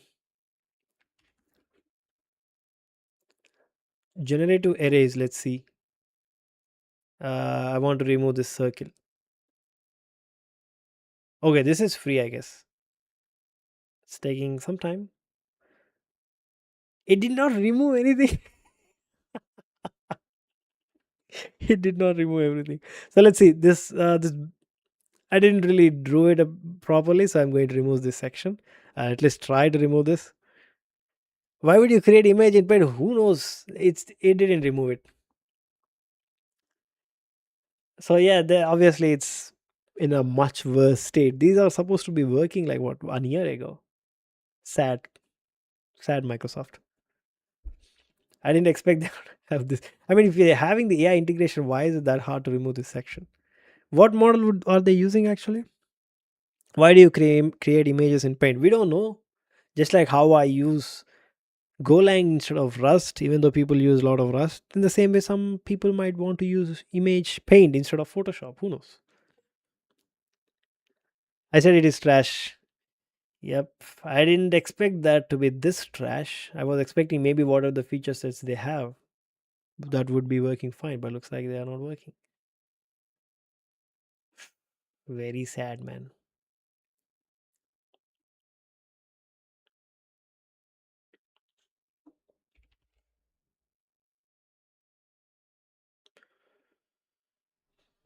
Jobs.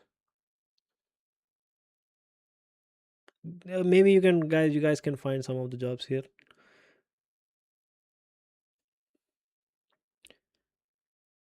Structured AI.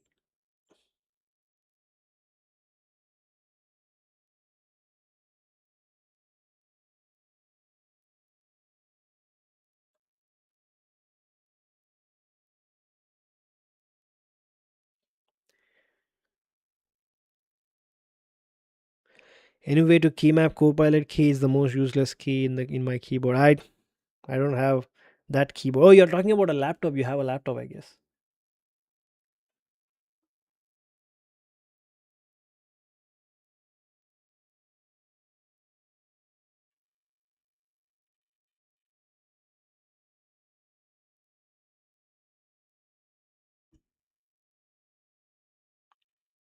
Oh, in laptop, I mean they are paid to have that key, so I don't know. I don't have any laptop, bro. I have that one e-waste Chromebook. That's the only one I use. I just don't like using laptops.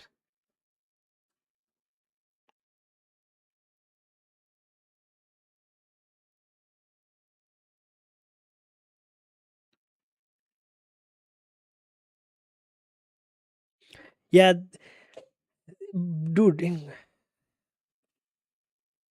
it's just upsetting that they are more obsessed about bringing AI into everything. That's what I'm talking about. They are just like how other companies are trying to improve in one sector. Google is implementing AI so that it can integrate well with Google ecosystem. They want that. They also want that to be like implemented in basically every Microsoft product. That's fine. If you want to implement it, go ahead. It's your product. You're free to do that, but implement it at least in a usable manner. They want me to pay for a subscription, and if it does not work, then what is the use of it? And Copilot is trash, not gonna lie.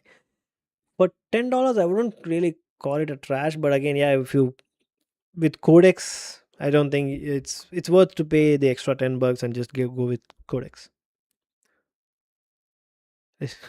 Oh, you're talking about this normal Copilot. Yeah, that's trash. I'm talking about GitHub Copilot.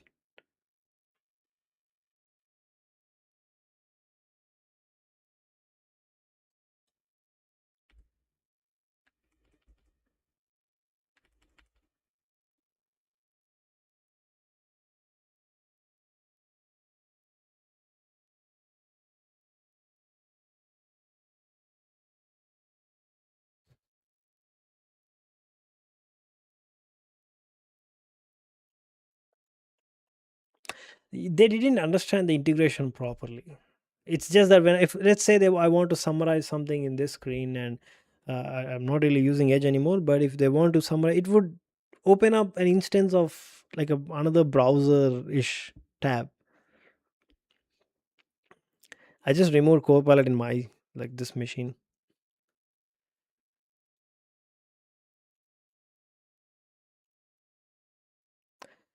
All right.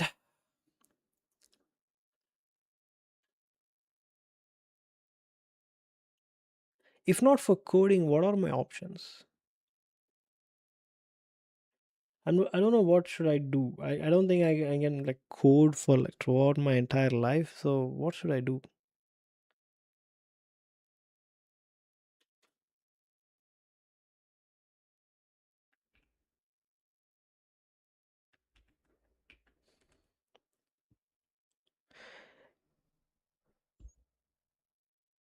Yeah, I heard about it, Windows 12, but Even I read that it's not really completely accurate, because they might heard about some pitch, but I'm sure it's not going to be coming into pitch until like next like 1 to 2 years, because they have still a ton of work to do with Windows 11 itself. In the corporate world, they want to integrate a lot of AI, so they will do their testings inside Windows 11. Once it's polished, they are going to come up with Windows 12 with a subscription based model. Even Windows 11 is actually paid. We generally don't use it, the paid versions, but normally it's also paid. Or corporates, they do pay for Windows. It is also inconsistent. One is setting is like Windows 11, somehow like Windows 7, and why do they have two terminals? Yeah, PowerShell and command prompt. I understand it's a big company, a lot of developers, a lot of work. It's a big project as well, operating system. I don't know. They should just fix everything with PowerShell. There might be a reason why they come up with other terminal session. And the next big change will only be come up when they change their CEOs. That's when like the companies actually move like direction. It's not that easy, because they're the one who basically take all the higher upper decisions.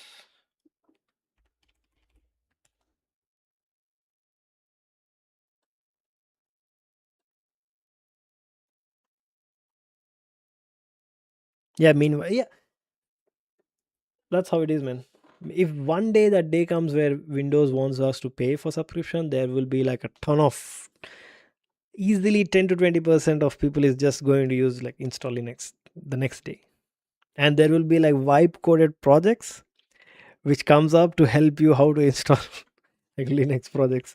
There will be lot many tools to help you move your from Windows to Linux. I would move to Linux, but there is still some applications who works fine in like Windows.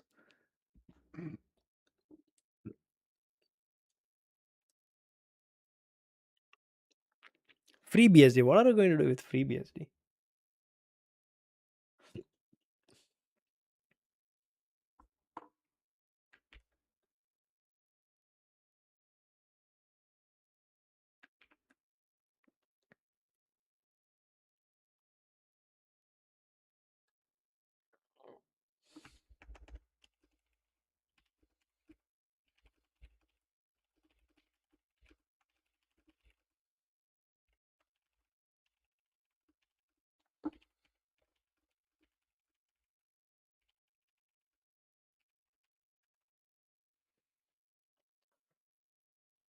I use Linux, and only for gaming I use Windows. I don't even worry about gaming that much. I can just install like Windows in one like small 250 GB SSD and deal with it. But it's just voice meter, streamer bot, all these other applications they still run only in Linux. Like the camera, Elgato capture card, these microphones, they just are not made for Linux. They would still work in Linux. It's just that they're like tough to turn them on, connect them. I have to run a bunch of scripts. Why do I have to deal with that big of a headache?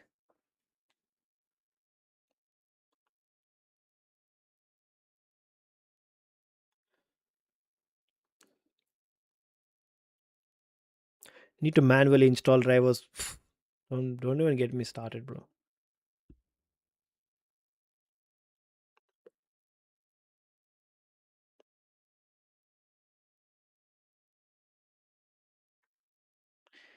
What is this guy doing?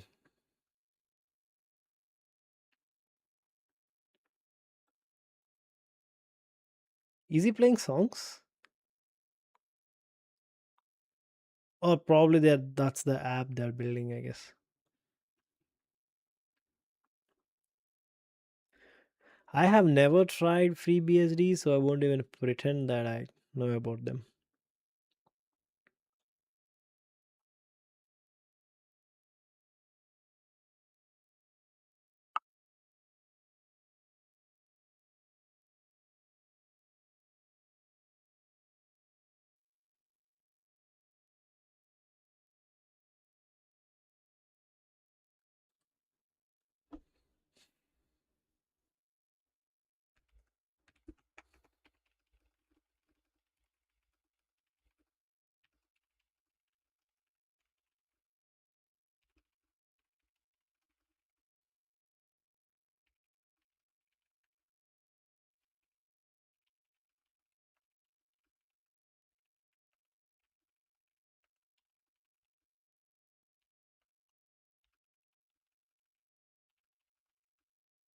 At so2 iconic Hey, 767 iconic. says, Oh, my hello exam. brother, finally my examinations are over. I know that feeling. Feels good, isn't it?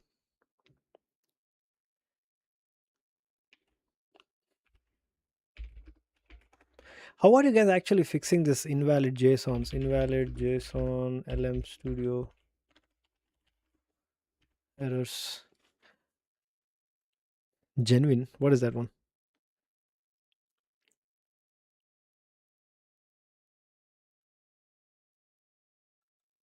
How do you guys actually fix this?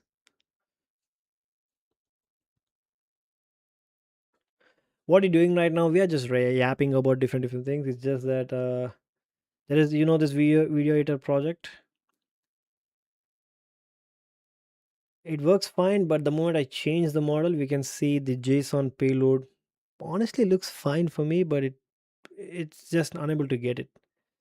So that's why I'm just trying to study how other people actually communicate with the LLM so that they get valid JSON response.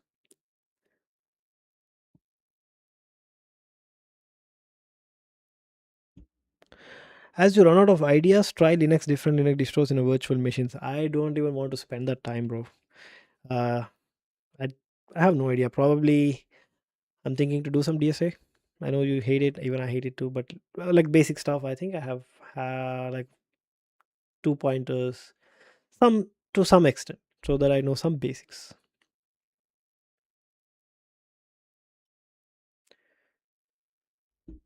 Is it not possible to get?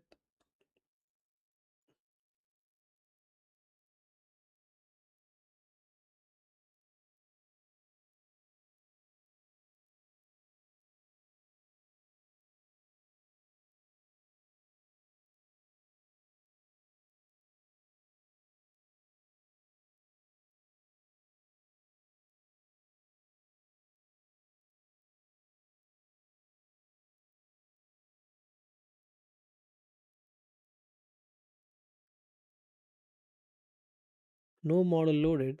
The model is obviously loaded. I might need to change this. Where is it called? Developer CP. No, don't unload the model, please.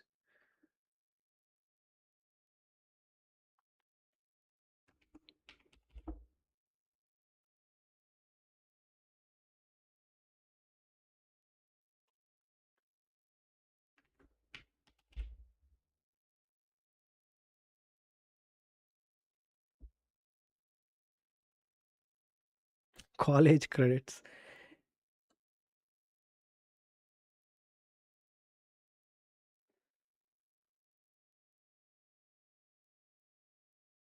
What is the best way to communicate with LLM so that I can get a valid JSON?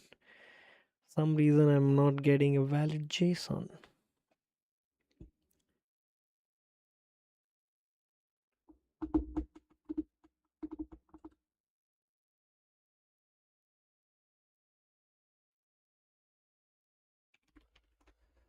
What are the videos which are uploaded? I would like to remove them because shorts. What do we have here? There are like 3 videos which were uploaded. No titles. I'm just going to remove them for now.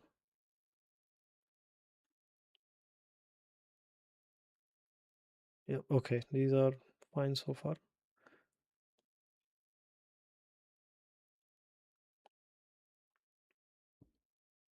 Alright, folks. I'll stop the stream and work on what happens next after this.